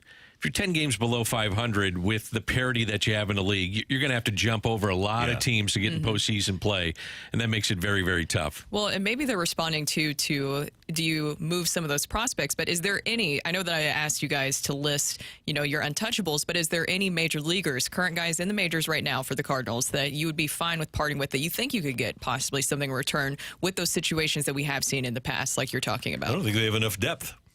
I really don't. Look at their backup infield. Right now, their backup infielders are Fermin and I guess Matt Carpenter. Yeah, you could put Matt Carpenter out there. Yeah. I guess Donovan would be in there if a healthy Tommy Edman was available. Right. Where is he right now? That's one of the questions I have with this team, which would, I think, settle things down a little bit if you had a healthy Tommy Edman. And another second base option for you, too. Yeah. You want a starting pitcher. How about a guy that's 13th in the National League in earned run average at 3.06, pitching in a tough place, too, to have an ERA of that quality? How about one Austin Gomber? I forgot. Go back and go get him. Go get him.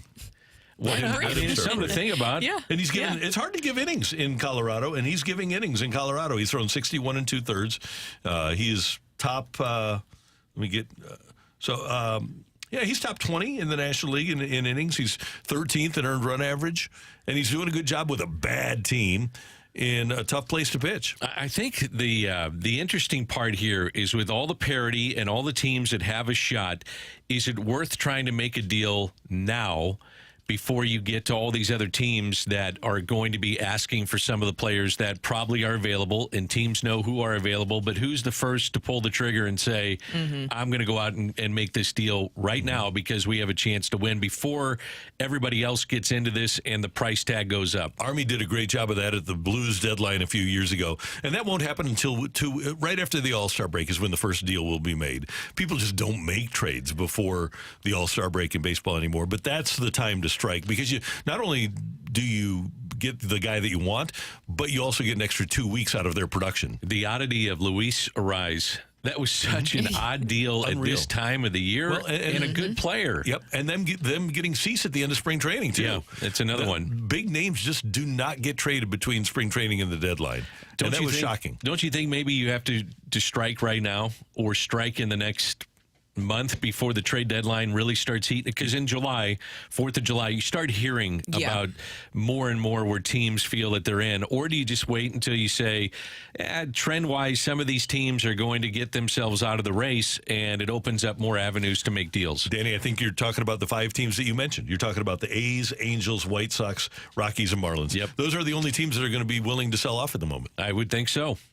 So that is a look at the trade deadline. And Passan and Bowden, well, they may be sellers, may be not. They were really notable pieces. That they had. Well, kind of like the Cardinals, 500 team, just in between, Coming up, we've got the fight, and we got a guy coming back who was dominant in the fight yesterday. Yeah, what's his name? Tony's coming back. Tony. Looking forward to him fighting next on 101 ESPN.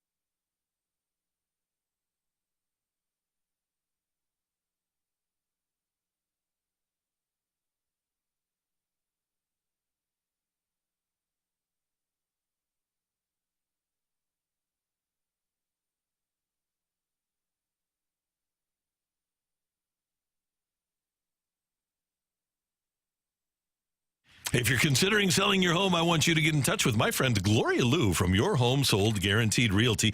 And she has this amazing deal because the home market is tough, but she's got a setup where you can sell your home, get the cash, and stay in the home for up to 12 months while you find or build your next home.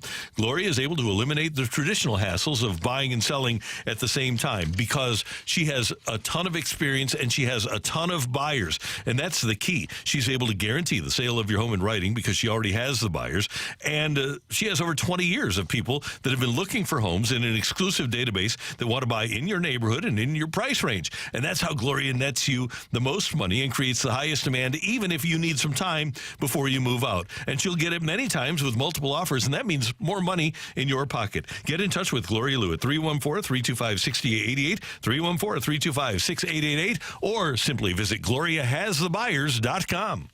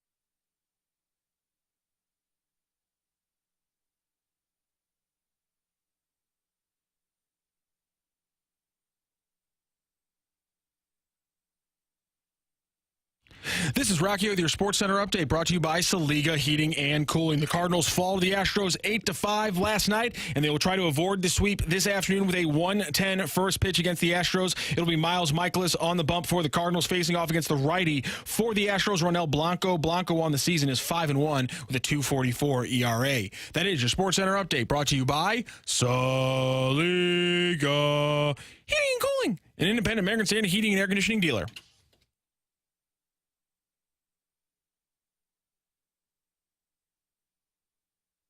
Welcome to the fight. In the red corner, Average Joe Listener. And in the blue corner, the undisputed king of morning drive. Please welcome Randy Karraker.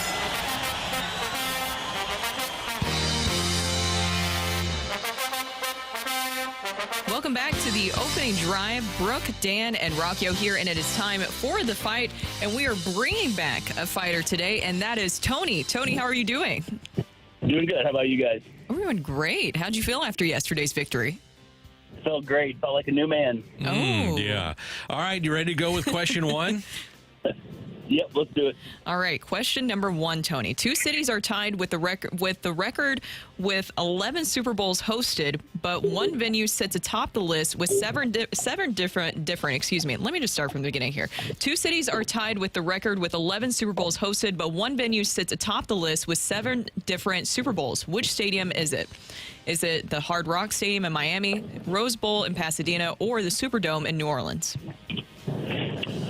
Oh, let's go with Hard Rock. Question 2, who holds the Cardinals' single-season record for walks in a single season? Is it Albert Pujols, Mark McGwire, or Jack Clark? Gotta think Mark was getting a lot of walks. Let's go Mark McGwire. Question 3 we go. Who is the football Cardinals' all-time career leader in rushing yards? Is it Johnny Rowland or Tim Hightower or Otis Anderson? Got no clue. I will just say Hightower. Question 4, one of the surprise players that powered the 2009 Super Bowl champion Saints was 7th-round pick, wide receiver Marcus Colston. At which now-defunct program did Colston play his college ball? Jacksonville University, Alabama Birmingham, or Hofstra University? Alabama Birmingham. All right, let me go grab Randall. Tony, how are you feeling? Well, Dan didn't give me any reassurance like yesterday, so I'm not sure. I like how you're picking up on some of the clues that we might be giving you here. But you never know. You never know. Here comes Randy in. Propel in hand. Ready to go. No grapes lately. Just had grapes. Oh, they're all gone. that's why I haven't seen them, because Yeah. you've been eating them quickly. Say hi to Tony again. Tony, again, it's great to have you with us. Thanks for listening. Thanks for playing. How you doing? Good. How about you? Good. Glad we were able to get the phone situation straightened out here. Ready for question number 1, Randy? I'm ready. 2 cities are tied with the record with 11 Super Bowls hosted, but one venue sits atop the list with 7 different Super Bowls. Which stadium is it? 7 different Super Bowls for, I would guess, the Mercedes-Benz Superdome down in Nolens, because you've got Miami. Well, let's see, Joe Robbie Stadium. You probably have more at the Orange Bowl. So you've had like, I'm going to go with the Superdome. That's just easy. Final answer? Final answer, yeah. Question 2, who holds the Cardinals' single-season record for walks in a season? Mark McGwire. That was easy. Yeah, it was. Question 3, who is the football Cardinals' all-time career leader in rushing yards? Oh, man. I am going to go with one Otis Jerome Anderson, 7,999 yards is what I'm going to go with. He's coming up at 8:45. Yes, he is. So in about 4 or 5 minutes. Yeah. One of the surprise players that powered the 2009 Super Bowl champion Saints was 7th-round wide receiver pick Marcus Colston. At which now-defunct program did Colston play his college ball? I think I know, but Dan, I'm going to ask for the lifeline here, sir. Jacksonville University, No. Alabama Birmingham, Hofstra. Ooh, UAB is not defunct anymore. They came back. So I'm going to go with Howard Balzer's alma mater, Hofstra. Matthew, do your thing, please. I don't know about you guys, but I really much enjoyed that fight. We have a winner today. Does Randy Karraker come back with a victory, or do we have another potential Hall of Famer in our midst? This would be 3 in the last 5 weeks. Is there another one? Ring that bell. Crazy, folks. Go crazy. The winner and still champion of the fight, Randy Karraker. The fight is presented by Golf Discount of St. Louis, with the most experienced club fitters in town. Why shop anywhere else? I'm sorry, Tony. You heard Mr. Buck there, and that means Randy Karraker hit the jack. He beat you 4-1 today. That's all right. Can't win them all. No, you can't. That was a tough one today. Let's go through the questions and answers. 2 cities are tied with the record with 11 Super Bowls hosted. It is New Orleans and Miami, but New Orleans Superdome has hosted 7 of those 11 total hosted by New Orleans. Who holds the Cardinals season record for walks in a single season? It is, in fact, Mark McGwire. He has the top 2. The guy who has numbers 3 and 4, though, ahead of Albert Pujols, is Jack Clark, who has numbers 2 and 3 for Cardinals season single records for walks. The football Cardinals all-time career leading rusher is our next guest, Otis Anderson, with 7,999. And one of the surprise players that powered the 2009 Super Bowl champion Saints was, in fact, 7th-round wide receiver Marcus Colston, who did play his college ball at Hofstra University, which would close down just a couple of years after he would leave. So a 4-1 win for Randy Karraker in the fight. Tony, thank you so much for joining the fight the last couple days. All right. Thank you, guys. I've got a fun fact for you before we get to Otis Anderson, by the way. Okay, yeah, sure. I mentioned OJ, and that's right, 79.99, right? Yep. The all-time Marshall Faulk's total in St. Louis with the Rams was 6,959 rushing yards. OJ is the all-time St. Louis rushing leader, too. No. I actually knew that. That's good. It's a good little trivia question right there. One. Yeah. So, and actually, OJ has 1,000 more. And OJ should be in the Hall of Fame. The great Otis Anderson is next on 101 ESPN.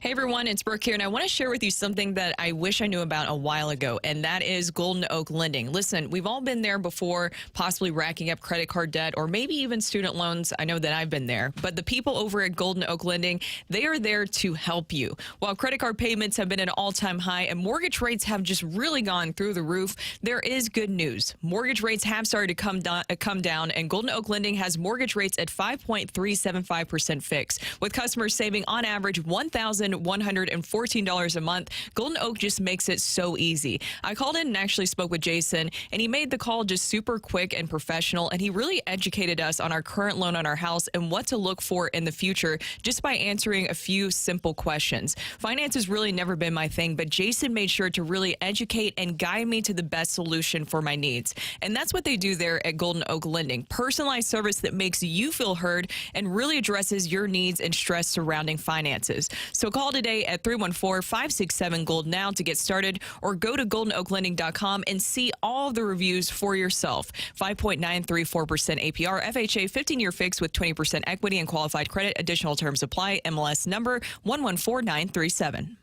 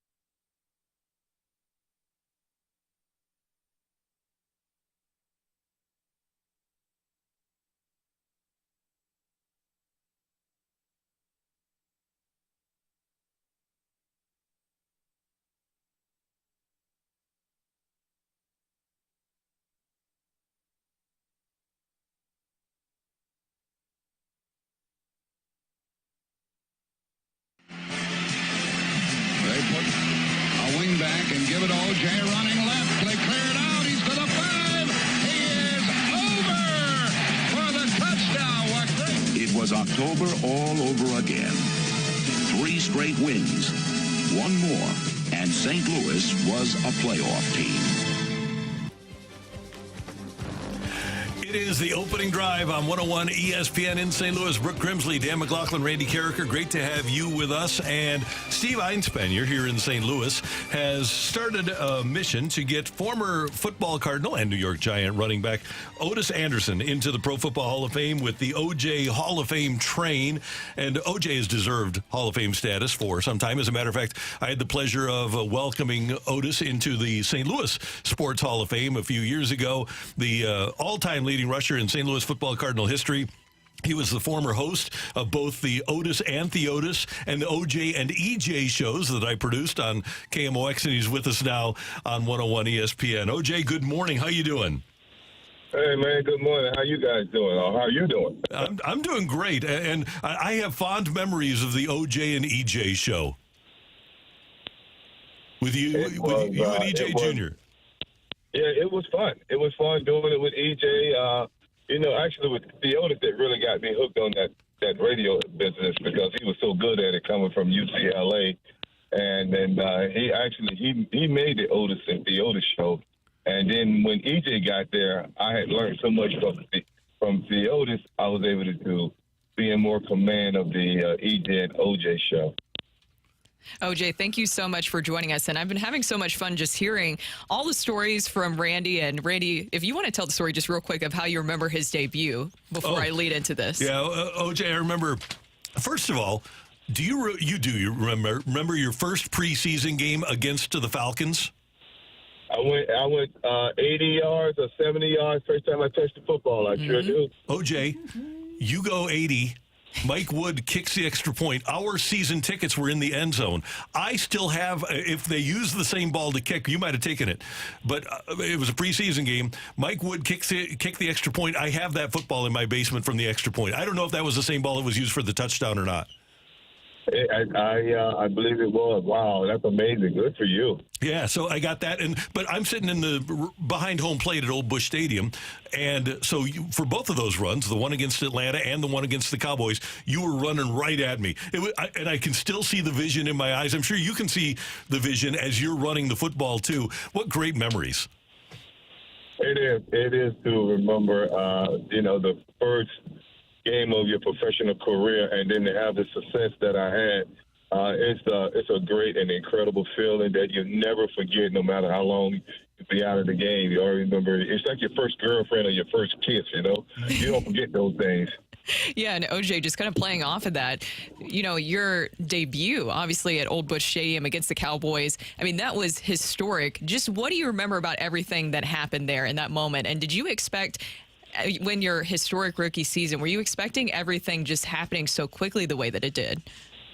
No, I didn't. And if I said yes, I'd be telling you a story because when I was at Miami, my senior year, I had a chance to pick up the Steelers and the Cowboys families because they was playing the Super Bowl at the Orange Bowl that year. So I saw how big those guys were, and I called my mom and told my mom that I got to find another career, another profession because football was not going to happen because I saw Joe Green, L.C. Greenwood, and Jack Ham, Jack Lambert, and I saw the size of those guys, and I was like, wow. Then the very next day, I go pick up the Cowboys.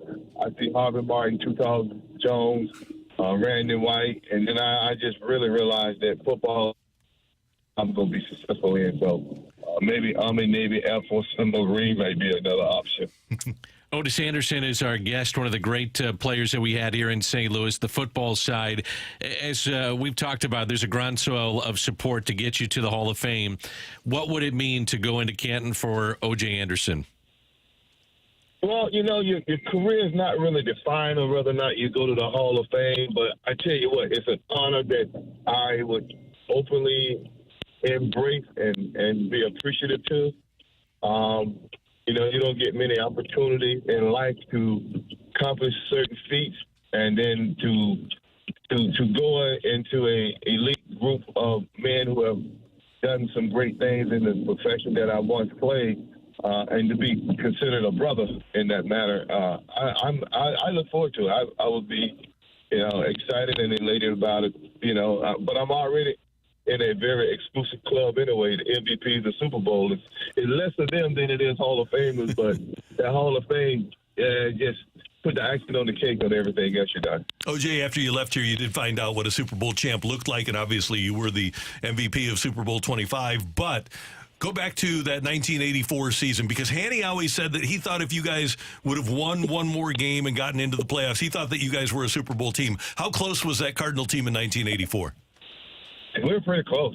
We had finally got all the tools that we need to be successful.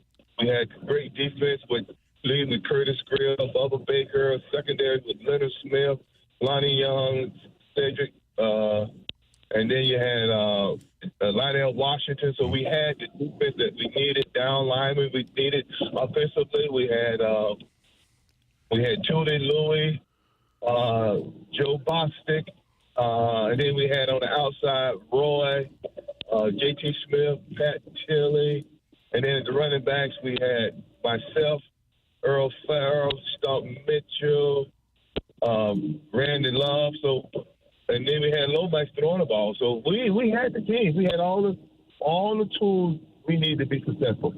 By the way, and I brought this up with Roy before, what do you remember about that offensive pass interference call against the Cowboys here? When Everson Walls and Roy, they didn't even get tangled. What do you remember about that play? Dallas, Dallas been paying officials for all their career. That's how they've been working out. Thank you, OJ. You know what? It's one of those calls you go like, really? Like, how do you make that call at a critical point of the game like that? But when you're not a winning franchise like we weren't, and the Cowboys has been known, they're gonna get the call. It's just the way it is. They'll get what they call subjective calls, and you go like, wow. So the best way around it, if you become dominant, be a winner, and you get called. I saw that being in New York. Hey man, when you winning, and somehow calls go your way. And almost every sport, if you watch, somehow the officials allow a little bit more on teams that they feel that's going to be going somewhere playoff wise or Super Bowl wise, and they just don't make calls. I mean, so yeah.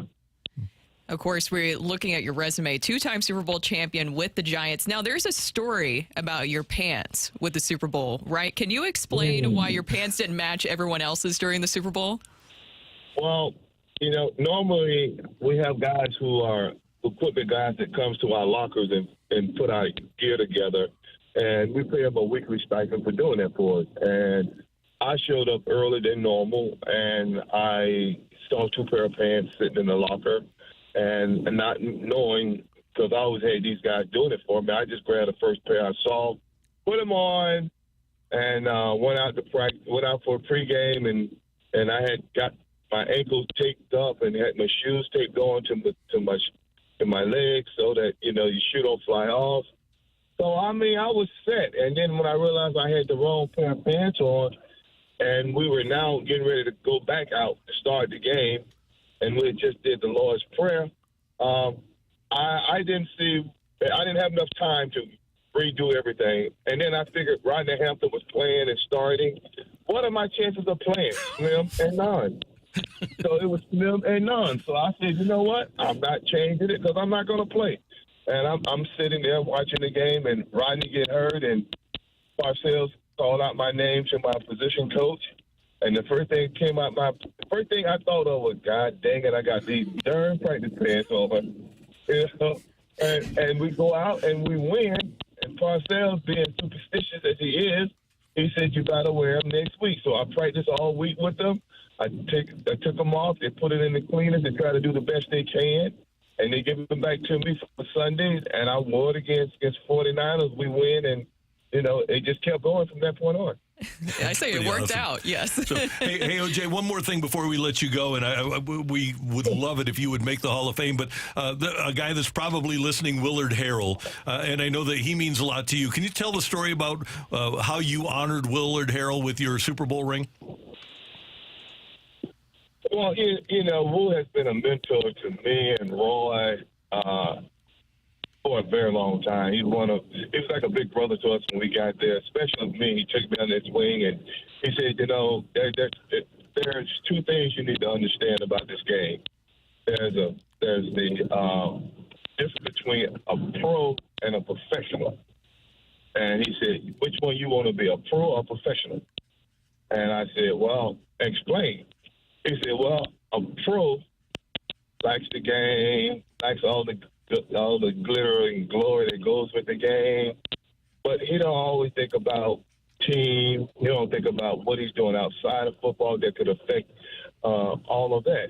He said, now a professional, he honors his family, his teammates, the league, and himself. So if you had to pick which one you want to be, I want to be the professional because I want to be respected for not just what I do on the field, but off as well. So that's the kind of man Willard Harrell was, and absolutely he deserved a lot of what I have become as a professional on and off the field in my current life and when I was playing in St. Louis. But one thing I do have to say, though, and it's just going to change it for 1 second. You guys have been looking at the stats and everything. What I've been kind of dumbfounded about is when I retired in 93, I was the 8th leading rusher in the history of the NFL. 8th leading rusher in the history of the NFL. 8. 7 of the guys that was ahead of me all in the Hall of Fame. How I got jumped?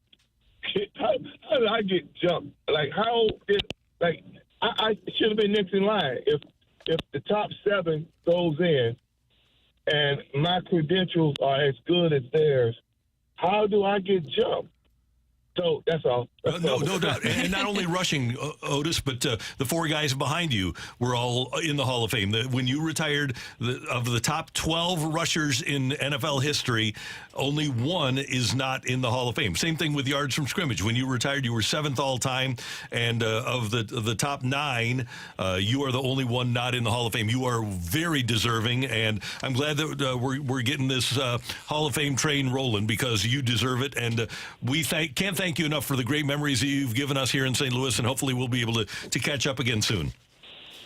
Well, I appreciate the support you guys are doing and trying to make this come a reality for not only me, but my family, their friends, and those who are supporting me forever. So thank you guys. I really, truly appreciate it. Let's keep this train to Canton on the good track and trucking down the track, baby. Trucking down the track. Love it, OJ. Thank you. Take care.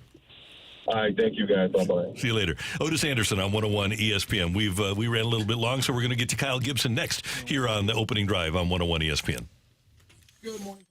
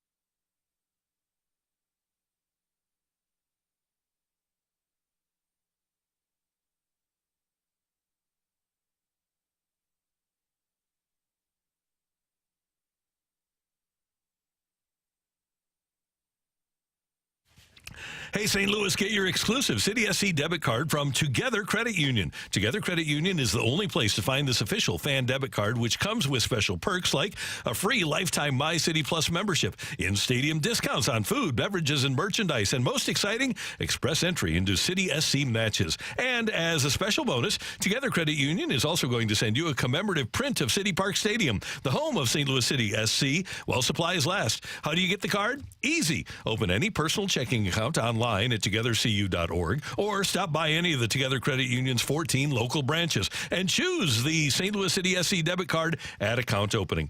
There's no cost for the City SC debit card, so don't wait. Sign up today and show your pride for City SC by heading to any Together Credit Union branch and picking out the St. Louis City SC debit card. It is a great value for you, and you'll love having it. Membership eligibility required, federally insured by the NCUA.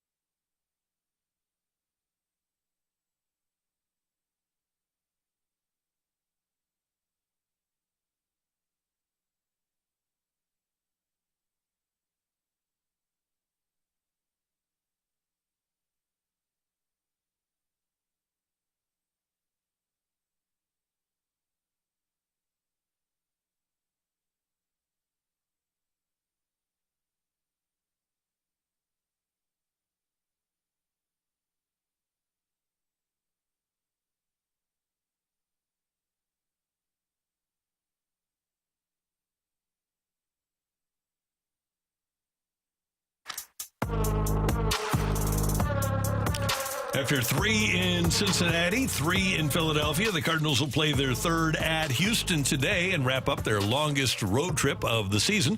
Right-hander Kyle Gibson, kind enough to join us, as he does every week here on the opening drive on 101 ESPN with Brooke Grimsley, Dan McLaughlin. I'm Randy Karraker. Kyle, good morning. How you doing? Yeah, good morning, guys. How are you guys doing? Good. Does it feel like the longest trip of the year? Has it felt like it? A little bit.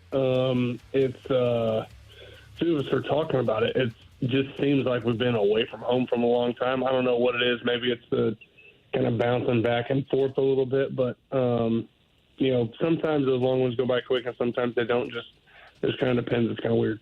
Kyle, we always enjoy your insight into things, and I'm just very curious about this because we're talking about errors a lot with this team right now. Obviously, errors affect everybody. How do you approach the next batter after an error is made in a game?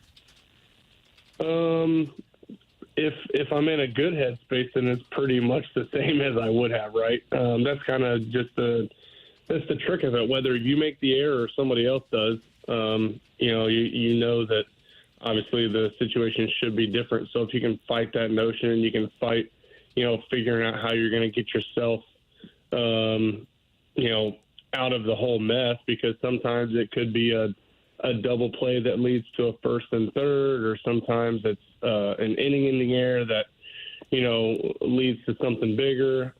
They're all not created equal. So if you can kind of get through that headspace and get yourself focused on the next batter and what you got to do at hand, you know, sometimes you can't avoid giving up that extra run, but, you know, you can avoid a big inning if you're able to keep your headspace in the right spot. It's interesting, the ballpark in Houston with the short porch in left field. I'm curious, do you change your approach, or do pitchers change their approach because of the ballpark they pitch in?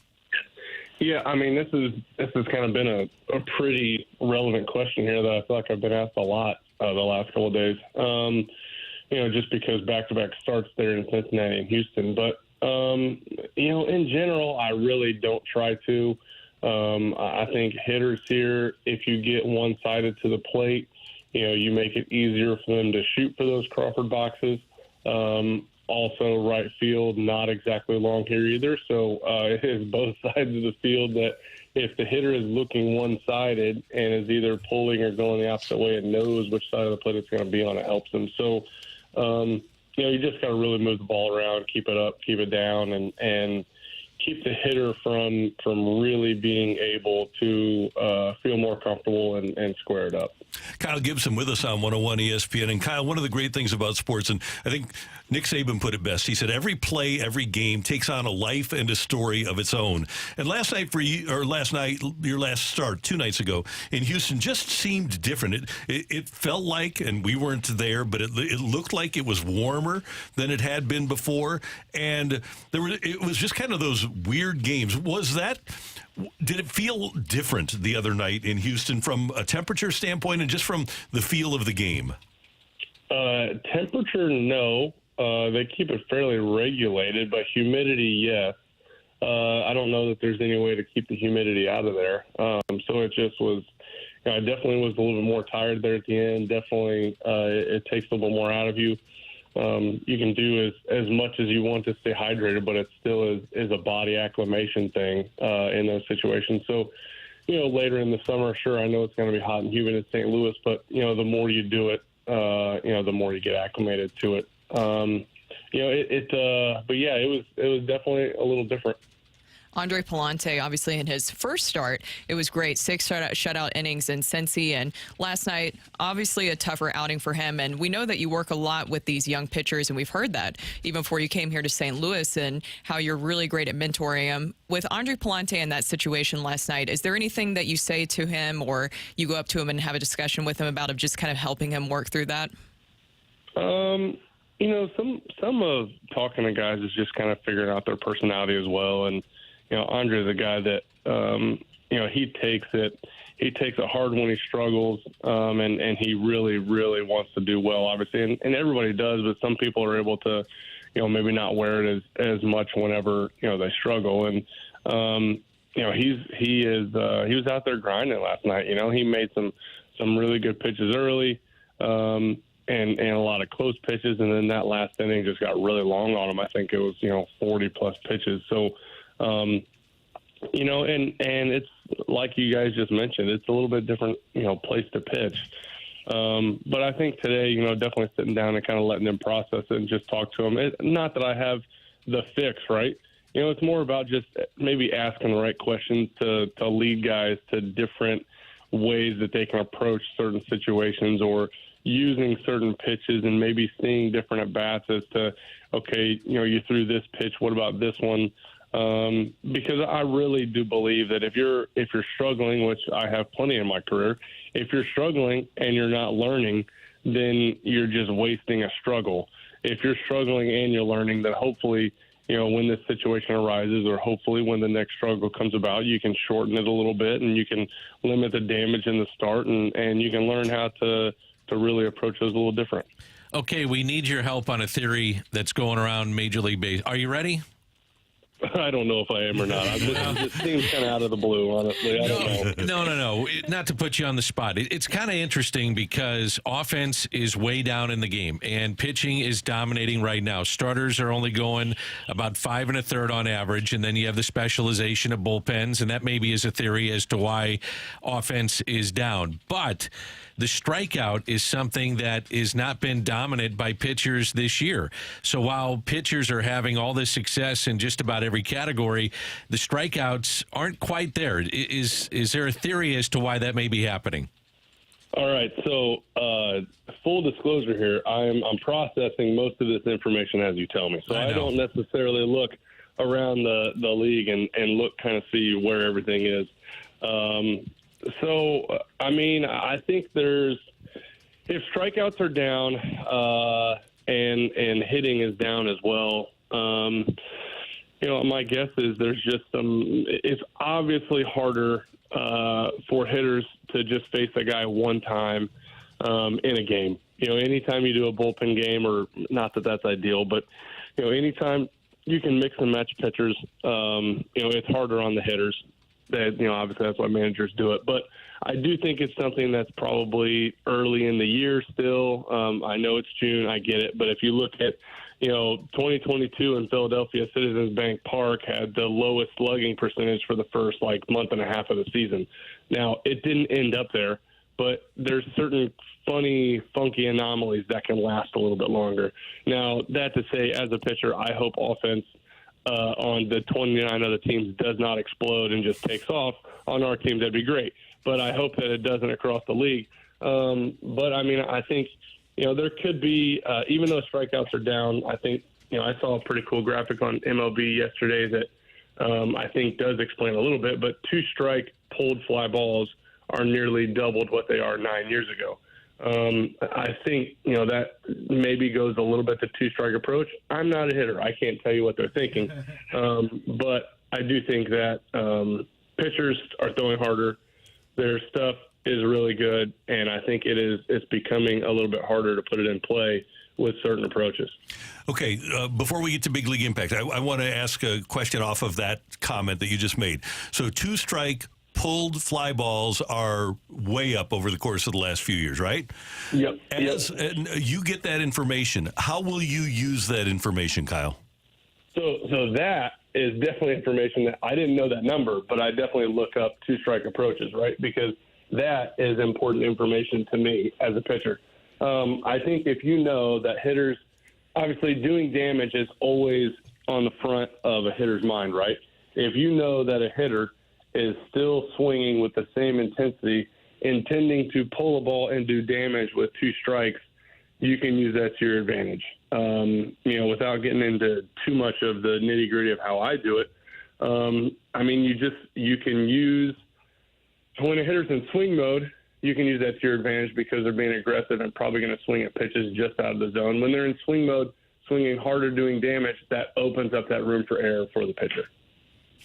So I would think a little more, if ever you were going to put somebody away with a slider, you're thinking, not that you wouldn't with two strikes anyway, but you're even more apt to now with that information. Yeah, I mean, I think velocity has a lot to do with it, right? I'm not just saying hitters are only trying to hit homers, but I think, you have to get going quicker to hit a fastball, especially if it's inside, which is why my inside fastball can be effective to set up other pitches, even though it's only 92 or 93. So if hitters are really gearing up for 95 to 97, which most of the night they are, that can be a really tricky situation if that off-speed pitch plays off of that 95 inside. Got it. You've got a cool event coming up. Big League Impact does. It's called Bats and Barrels. It's Sunday, June 30th at the Adventure Unknown in Fenton. And your teammates, Lynn and Burleson, are going to be involved. You told me about this a couple of weeks ago, and that's going to be pretty cool. That a perfect blend of whiskey tasting and giving back coming up on June 30th with the Bats and Barrels. Yeah, this is a first of its kind that Big League Impact has gotten into. And, we had some people that, decided to partner with us on this, and they really have a passion not only for, helping people, but, the Cardinals and then using an event like a bourbon and whiskey tasting event to do it.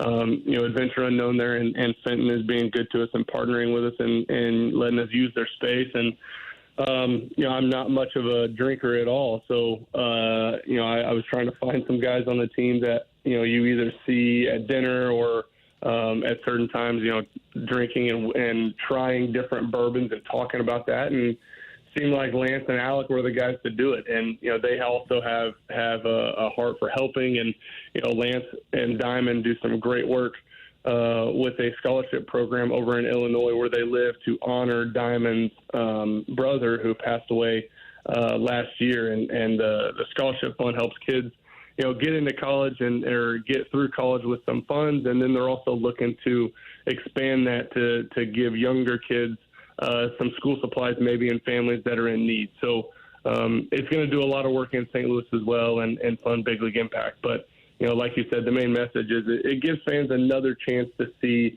a different side of St. Louis Cardinals and just get a chance to sit down and have conversations all while raising money for a great cause. And it'll pop up right when you go to bigleagueimpact.org. The first thing you see is a page with Lance and Alex's picture on it, so you can get tickets for Bats and Barrels coming up June 30th at bigleagueimpact.org. Kyle, enjoy the game today. Hopefully you guys get a win on the way out, and we'll see you when you guys are home next week.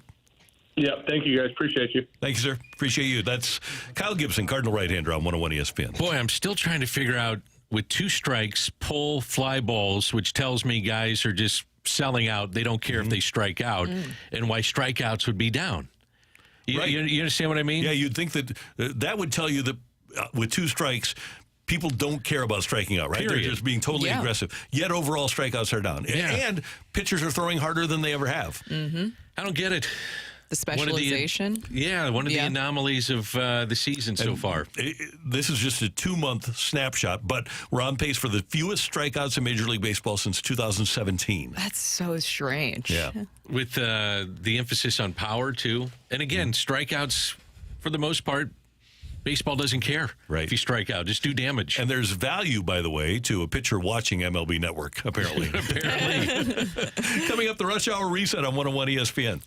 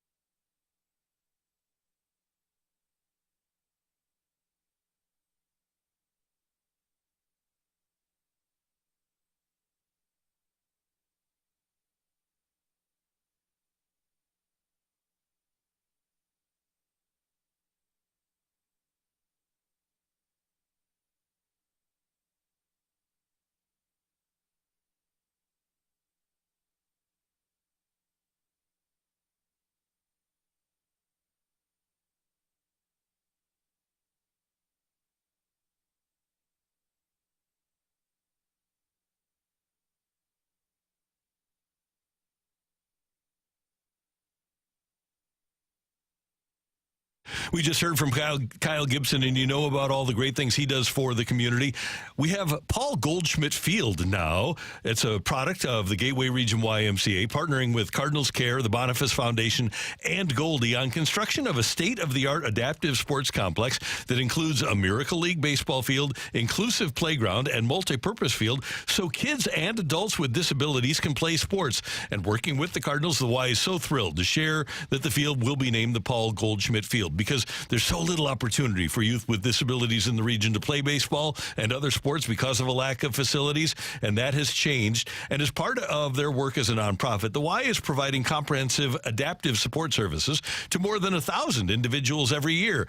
And this facility is going to be a game changer. It enables the Y to expand programming specifically for sports for individuals with disabilities. And the Y can use your help. It's not too late to become a founding donor and leave a lasting legacy. The Y has launched its community fundraising phase, and while every gift counts, there's some really cool recognition opportunities starting at just $500 for you or your company to put their name on. Consider making sports available for all so that children with disabilities can play ball and experience the joys of being on a team. Visit GWRYMCA.org. That's Gateway Region, GWRYMCA.org. Spectrum Internet has enough speed to handle all your needs, so you can work, game, and stream with speeds up to a gig. Plus, Spectrum's advanced Wi-Fi provides enhanced security for all your connected devices. Get Spectrum Internet with fast and reliable speeds, starting at just $29.99 a month with a 2-year price guarantee. Visit spectrum.com/internet for you for full details. Offer subject to change, valid for qualified residential customers only. Restrictions apply.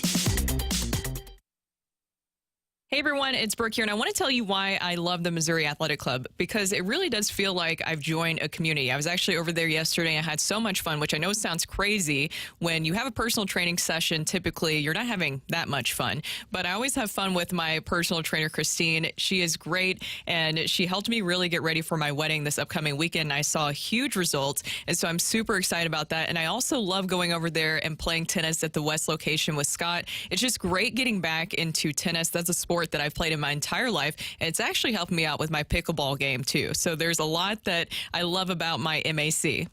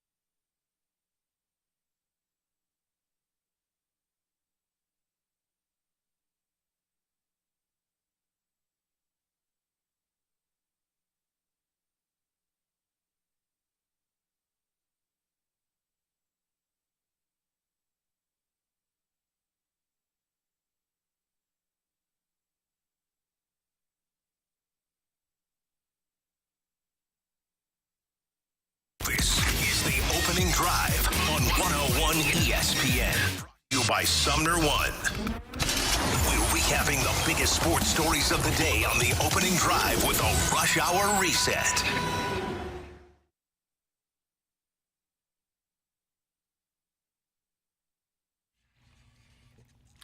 The Cardinals will wrap up their 10-game road trip this afternoon in Houston. It's a 1:10 start, and Miles Michaelis will pitch for the Cardinals. He'll be opposed by Ronel Blanco of the Astros.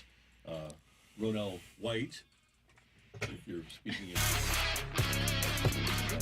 So, this is not the Houston Astros starting rotation.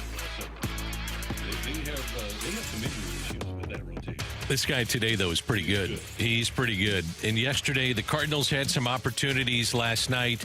I go back to the top of the third, one out, runners at the corners. Arenado can't deliver with a pop-up into shallow center. That was a key at-bat. Obviously, another key at-bat was Brendan Donovan late in the game and looks at a couple of strikes go by, strikes out, and that was probably the key at-bat of the game and maybe his worst at-bat of the year because he's had some pretty good ones, fights off pitches. It's just rare that you see him watch a couple of strikes go by. It's amazing how, number one, it looks easy when it's right down the middle, right? And Joe Torre always used to say, man, it's hard. Yeah. That was one of the great things that Joe Torre had going for him because he was an MVP player. He knows how hard it is to play the game. And we can say, man, he should have swung at that, and we all do. But and that was 92.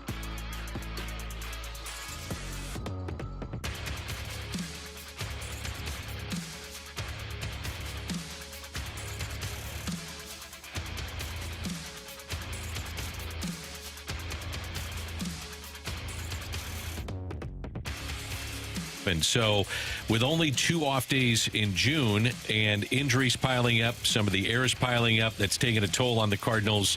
They need a start that gives them 6-7 innings, but preferably 7 if they could find a way to get Michaelis there because they just don't have those off days. And the bullpen of the Cardinals is missing Middleton, missing O'Brien, missing Robertson, missing Gallegos. They need some innings today for Miles Michaelis. Middleton, by the way, terrible update for him that he will be done for the rest of the season, needs surgery. So, I mean, we talked about it. The depth is really being exposed in this series, especially because we talked about JoJo Romero the other day, which we all agreed that there's nobody else you could turn to in that situation. You want your best arm in that situation, but they don't have anybody else at this moment. You're missing Middleton. You're missing even a Giovanni Gallegos.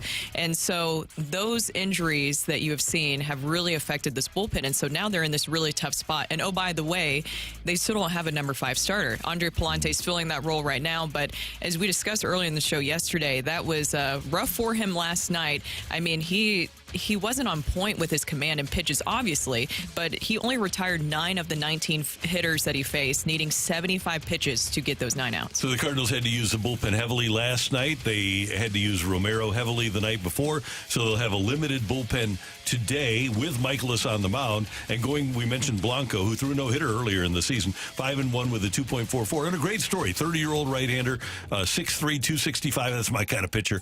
And so the Cardinals will have their hands full with Ronel Blanco today. When you have Gorman, Burleson, and Wynn producing at the clip that they are, it just overshadows the lack of production right now from Arenado and Goldschmidt. And if you had the 2 corners rolling, where would this team be? I mean, it'd be a different look to this team if you had the big guys going with you sprinkle in the young guys contributing, but they're not. Okay, so here's a question, and we can't accurately answer it, but here we are 2 months into the season. Neither Goldie or Arenado were great offensively last year. Is it reasonable for us to expect that they're going to rebound and be what they have been in the past or even close to what they've been in the past? This is now a long track record for me. For older players. Yeah, and this is maybe the direction that they're going in. Now, do I expect that maybe they get hot for a month? Yeah, I could see that happening, but are you going to get consistency over the 4 months that remain or whatever it is, 3 months that remain? Let's see, you got June, July, August, September. Yeah, so about 4 months that you got. that may be asking for a little too much. But if they get hot, this is going to look like a different team. Yeah, the error is another big story. We've been talking about that too. 23 errors in their last 19 games, and the leaders with that, Wynn with 10, Gorman with 7, and Arenado with 5 right now. That's another big part of this, of how this is really affecting the pitching side, for the Cardinals. Now, we did have Kevy Kev on the YouTube chat ask, how can we miss Middleton when we never had him? Isn't there a song about that? Okay, how can you miss what you never had or something like that? I don't know. Well, you miss him because he would be your sixth inning setup guy, maybe seventh. You need could have that. been, could have been the eighth. I mean, you miss him big time. Yeah, you're paying him a couple $1 million because you counted on him at the beginning of spring training. You don't miss him because you never had him. You miss him because you were counting on him. And I think there's an option for $6 million with a $1 million buyout. And if he has Tommy John, when could you get him back? I mean, it's usually a year. Yeah. I mean, it makes some sense then that you probably would just buy him out and then, see if you can't get him on a lesser deal. Kind of like Milwaukee did with Brandon Woodruff. Right. Yeah. Let him walk into free agency, and then because nobody else is signing him either, coming off of Tommy John. I mean, it's a huge loss for this team. I mean, again, you've got O'Brien, Robertson, Gallegos mixed in with Middleton. When you don't have those four, it's not going to help. Yep. So the Cardinals 1-10 this afternoon against the Houston Astros. That is today's Rush Hour Reset. Coming up, we talked to O.J. Anderson earlier. Who's the best athlete that isn't tainted by performance enhancers, that's eligible for the Hall of Fame but isn't in? That's next on 101 ESPN.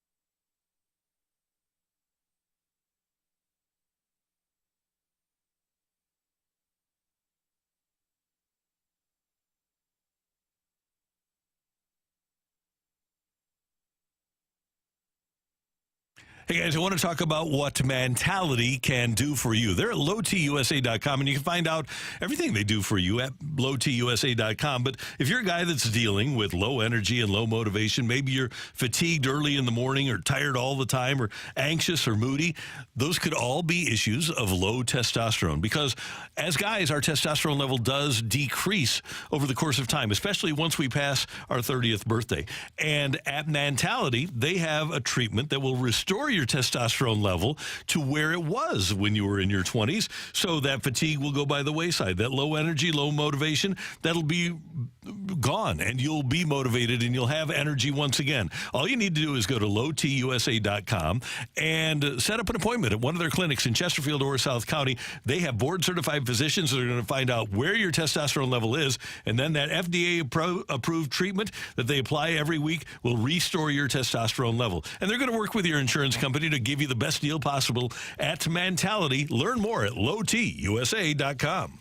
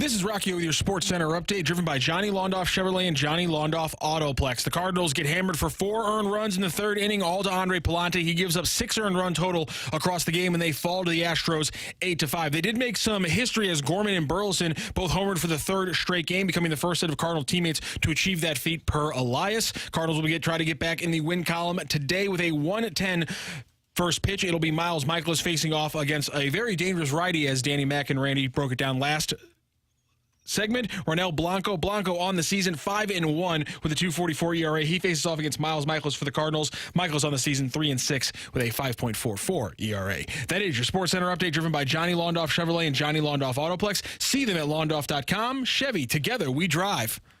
Are you kidding me?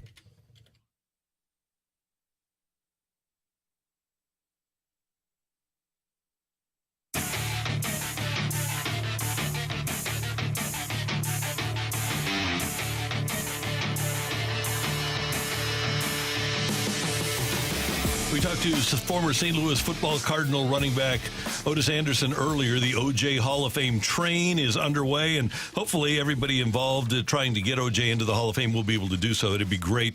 And we were talking yesterday after the show. We knew we were going to have OJ on about some of the great athletes that have never had the opportunity to get into the Hall of Fame despite greatness and being eligible. And Chris Kerber sends a text, and it's a great point. Of the top 11 eligible winning goalies in NHL history, 10 of them are in the Hall of Fame.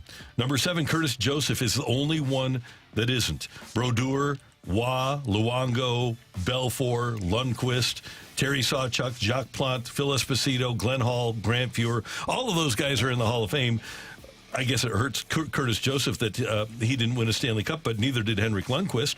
And to me, Cujo should be an easy Hall of Famer. There's a lot of players in all sports who deserve to be in the Hall of Fame, but have not been given that glory yet. There's so many. Now, top on the list for me with baseball is going to be Curt Flood. Because of everything that he did off the field, his legacy. I mean, so many Major League Baseball players have a lot to thank with him with free agency, but that really set things off for free agency for all sports. So that impact there, but I know a lot of people point to his playing career as to why he's not in the Hall of Fame.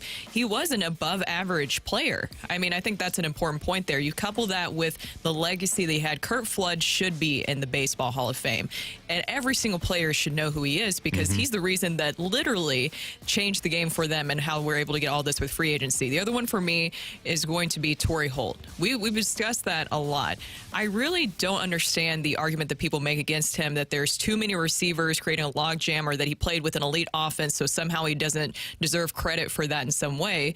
I don't really understand that argument, because he was a part of that elite offense. I mean, he was a big part of that elite offense, and we don't really penalize, the Emmitt Smith, Troy Aikman, all those guys. We don't penalize them for that situation. I mean, I don't really understand the argument there with Torrey Holt when you kind of penalize him for being part of the greatest show on turf. Yes, he was, but he was a big part of it. A huge part of it, He was 23rd, or he is 23rd all-time in catches, over 13,000 receiving yards. At 17th, he had 74 touchdowns and 7 All-Pro selections. So we were going through those stats right around the selection committee, and I remember we were talking about the top 20 stats, or top 20 that he's in, and most of the major offensive categories for wide receivers. So that makes sense to me. Curt Flood should be in. And I remember talking to Tim McCarver. He said Curt Flood should be in as a player, but then as what he did off the field, challenging and what he did to make sure that free agency was a part of the game. Every player today should know who Curt Flood is. Every player should have an understanding in the Players Association of just how important he was because of the money that they make today. I went with Keith Hernandez. I think Keith should be in the Hall of Fame, both analytically and traditionally. He's in the top 200 players ever offensively. Won 2 World Series titles, 86 with the Mets, 82 here in St. Louis. He's an MVP, won a batting title, and 11 straight Gold Gloves. And not enough emphasis is put on defense. He's the best defensive first baseman by a long shot that I've ever seen. I think Keith Hernandez deserves a harder look. I do too. Along those lines, old Cardinal fans will agree with me about Kem Boyer. And Kem Boyer and Ron Santo had very similar careers. And Boyer is a guy that won an MVP MVP. He was a World Series hero. I think that Ken Boyer is a guy that deserves to be in the Hall of Fame. I know that Jim Edmonds isn't going to make it, but I think Jim Edmonds had a Hall of Fame career. Maybe that's biased because of the Cardinal ties that we have. And a couple of other people from the St. Louis Rams era, London Fletcher, who unfortunately for him played in the same era as Ray Lewis and Brian Urlacher, and Luke Kuechly too.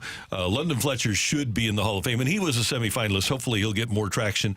And then of the top 18 eligible running backs in terms of rushing yards, 16 of them are in the Hall of Fame. The only two that aren't are Fred Taylor and Steven Jackson. And then following those guys are John Riggins and O.J. Simpson. Steven, if he would have been a Steeler rather than a Ram, would be in the Hall of Fame now. What about, you think about somebody that changed the game, what about Tommy John? Yeah, right. Yeah. Pitched for a decade after he had Tommy John surgery. And had a good career. He had I think 277 wins. Mm-hmm. So not only a great career, but also changed the game with a radical surgery that so many of the players, I don't know if they enjoy having the surgery, but they enjoy a longer career because of it. Some have multiple Tommy Johns, but that's somebody I think that you have to look at as well. Looking at the football and their whole process with the Hall of Fame, do you guys believe that there should be a different way that they approach it? No, I think they do it perfectly. I don't think that number one, there are limits. So they have a limit of 4, or if they have a Veterans Committee member, 5. But they have 48 voters, and then they have like a half dozen Hall of Famers. They're the only group that uses their Hall of Famers to vote, I believe.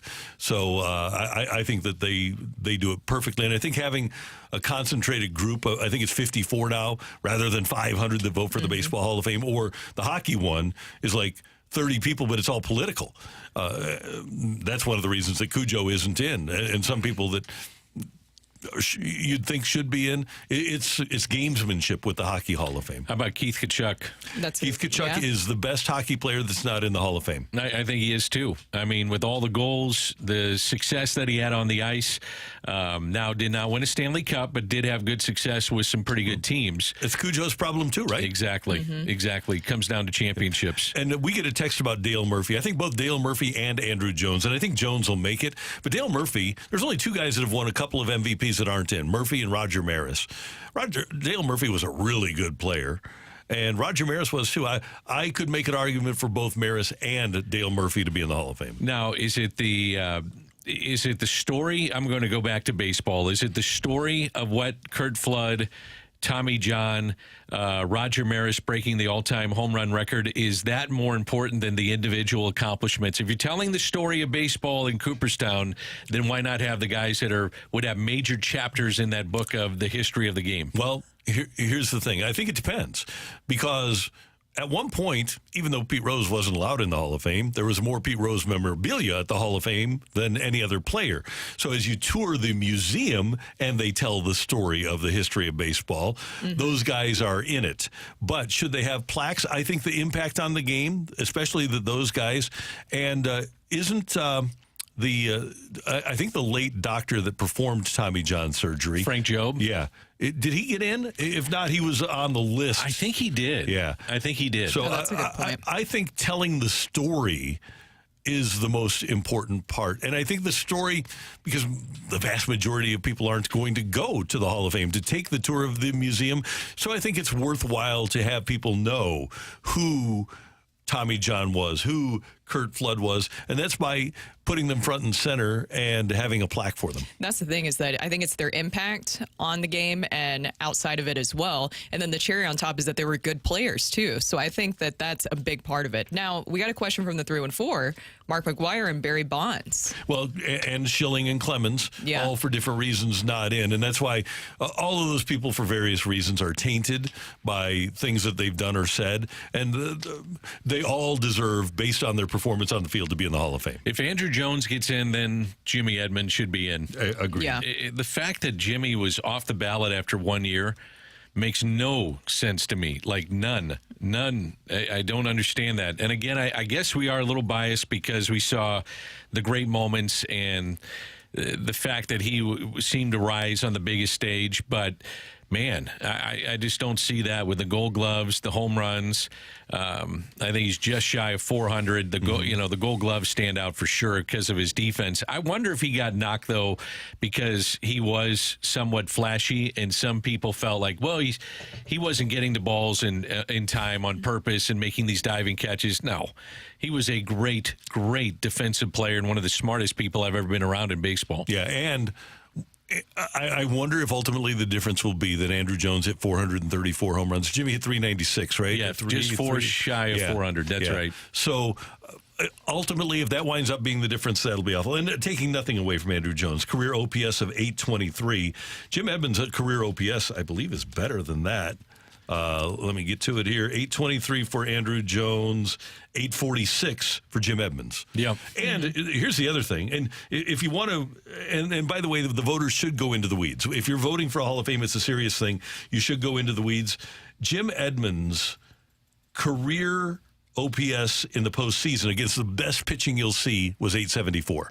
I think also, too, that with a younger generation of writers that look at the analytical aspect of players, Jimmy Edmonds may have been just shy of those writers that look at analytics.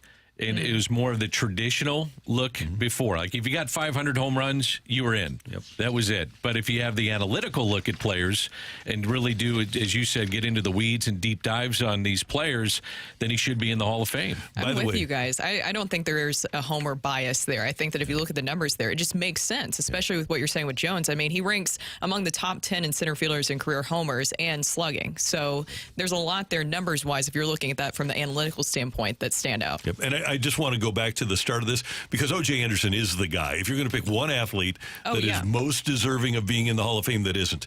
When he retired, 8th all-time in rushing at 10,273. All the other ones are in the Hall of Fame up to number 12. 7th all-time in touchdowns with 81. All the other guys up through number 9, Tony Dorsett, are in the Hall of Fame. So, O.J. was number 7 when he retired. Yards from scrimmage, when O.J. retired, he was number 9 all-time.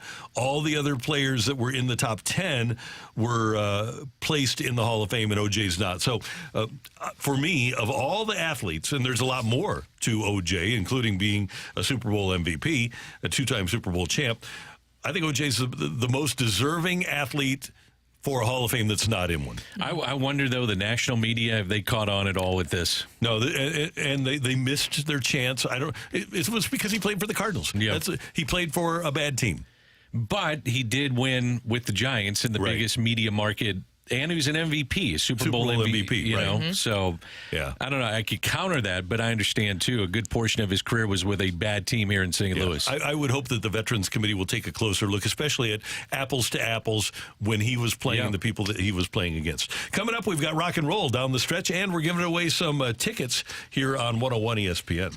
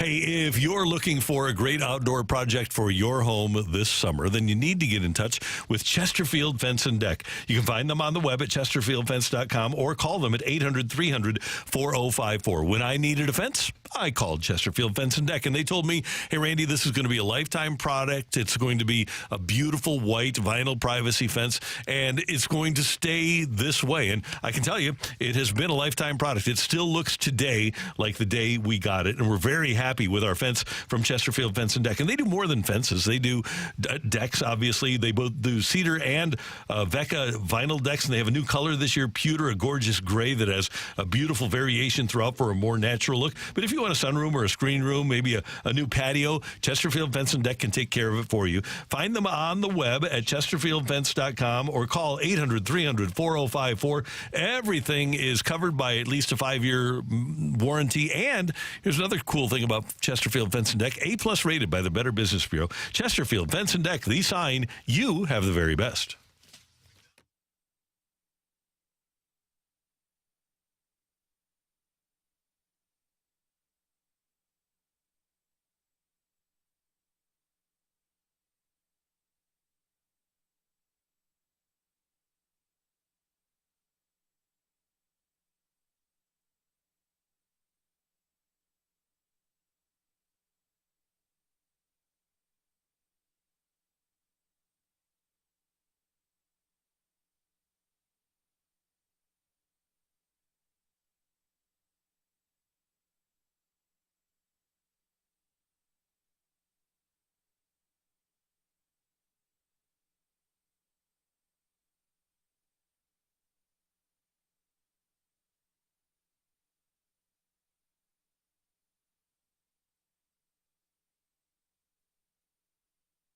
Change up your daily fantasy game with a little pick'em with our friends at Underdog Fantasy and their pick'em champions. You just select 2 to 5 players from at least 2 different teams, select higher or lower on the player stat projections. You're going to select your entry fee. You're going to pick out which game you're going to be in, and then as long as you hit your entries, you're walking away with your winnings, which is exactly what we did yesterday. It wasn't that great for the Cardinals, but we had Andre Palante going lower than 15.5 pitching outs, so that went pretty well for us, and overall, we got a win yesterday for the Cardinals, and that's the best part about Underdog Fantasy, obviously, is when you can walk away with a big win like we did yesterday. Again, let's look at the Cardinals today for another entry. We're going to go lower than 17.5 pitching outs for Miles Michaelis, and we're going to go ahead and just go over 1.5 total bases for the big hitter for the Astros, Yordan Alvarez. It's a good base for your entry. You can build from there. Underdog's super easy to play and even easier to get started. Here's how you build on that entry. You just go to the easy-to-use mobile app or to UnderdogFantasy.com, sign up with the promo code ROCC, and Underdog will give you a mystery special pick to use on your first pick'em entry and a deposit offer. That's Underdog Fantasy promo code ROCC to claim your new customer special of a mystery player pick and your deposit offer. Must be 18 plus in President's Day where Underdog Fantasy operates. Terms apply. Concern with your play call. Winner or gambler. Visit www.ncbgambling.org.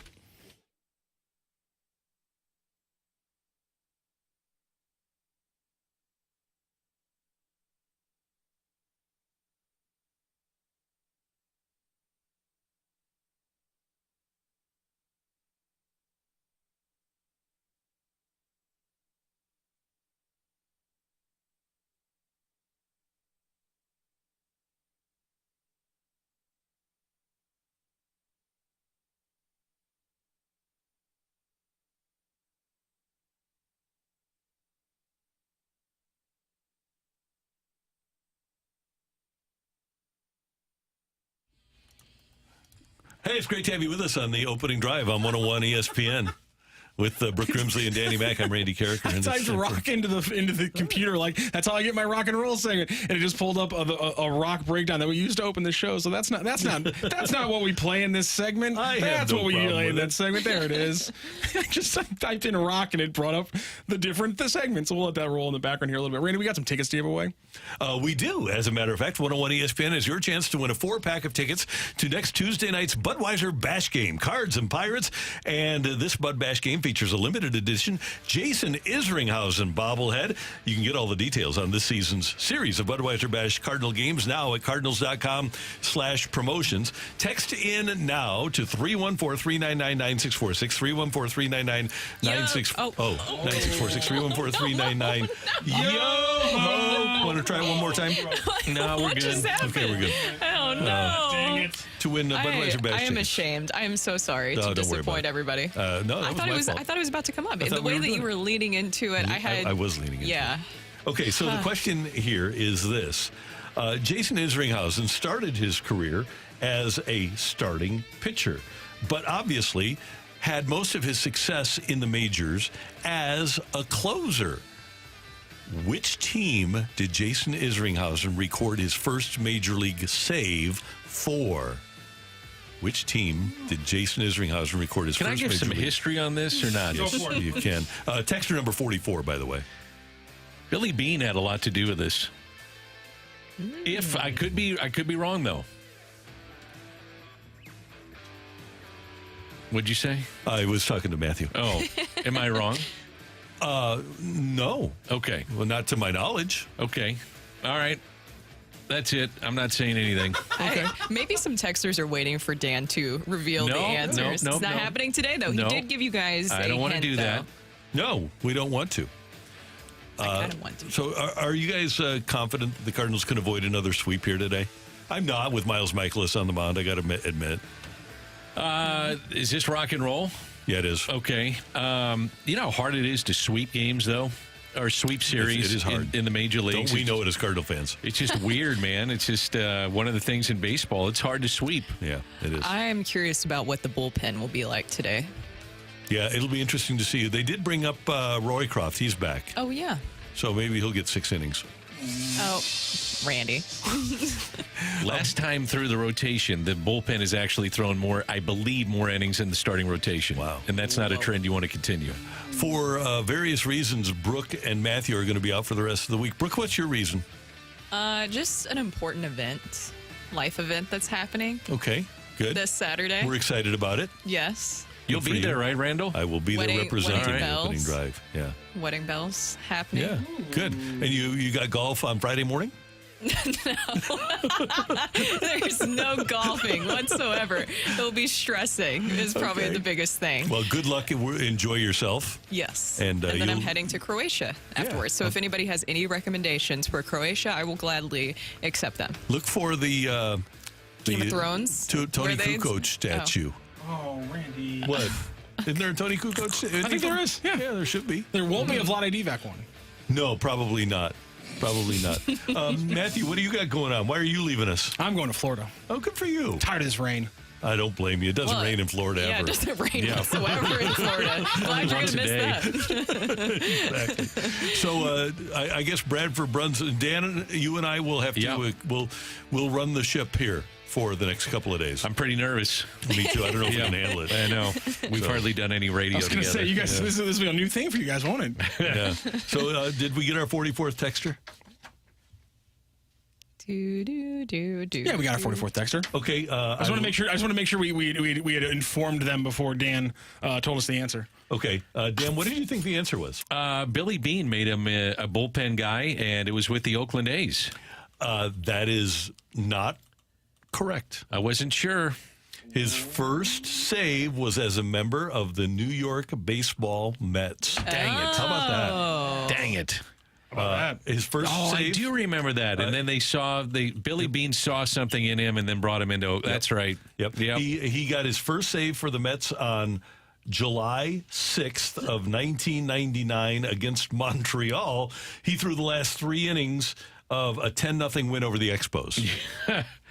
The old school save. Yep, and then he got an inning and a third in a 9-6 win on August 27th against the White Sox, but that was for the A's. So his first save that wasn't a 3-inning save that came in a real save situation to end the game and actually save it was for the A's. But the first one was for the Mets earlier that season. How about that?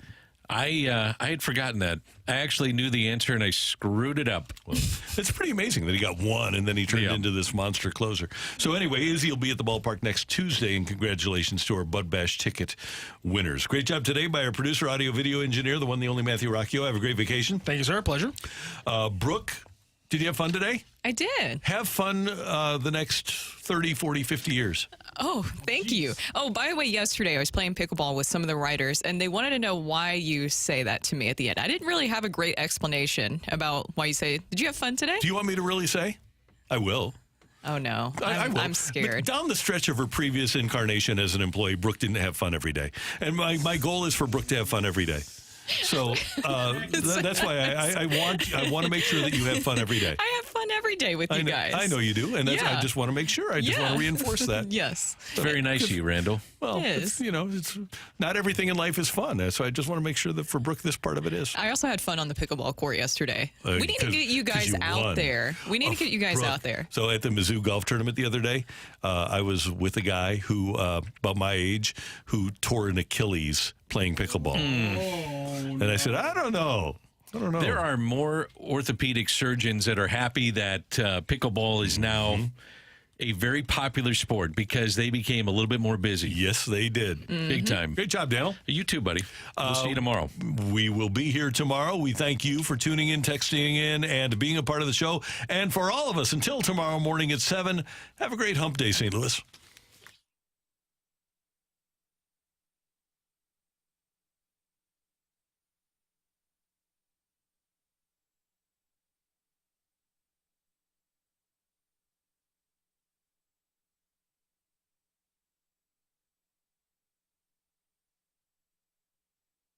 Hey, if you're running a business in St. Louis, you need to listen up because NetSuite's Business Grows Here event is coming to St. Louis on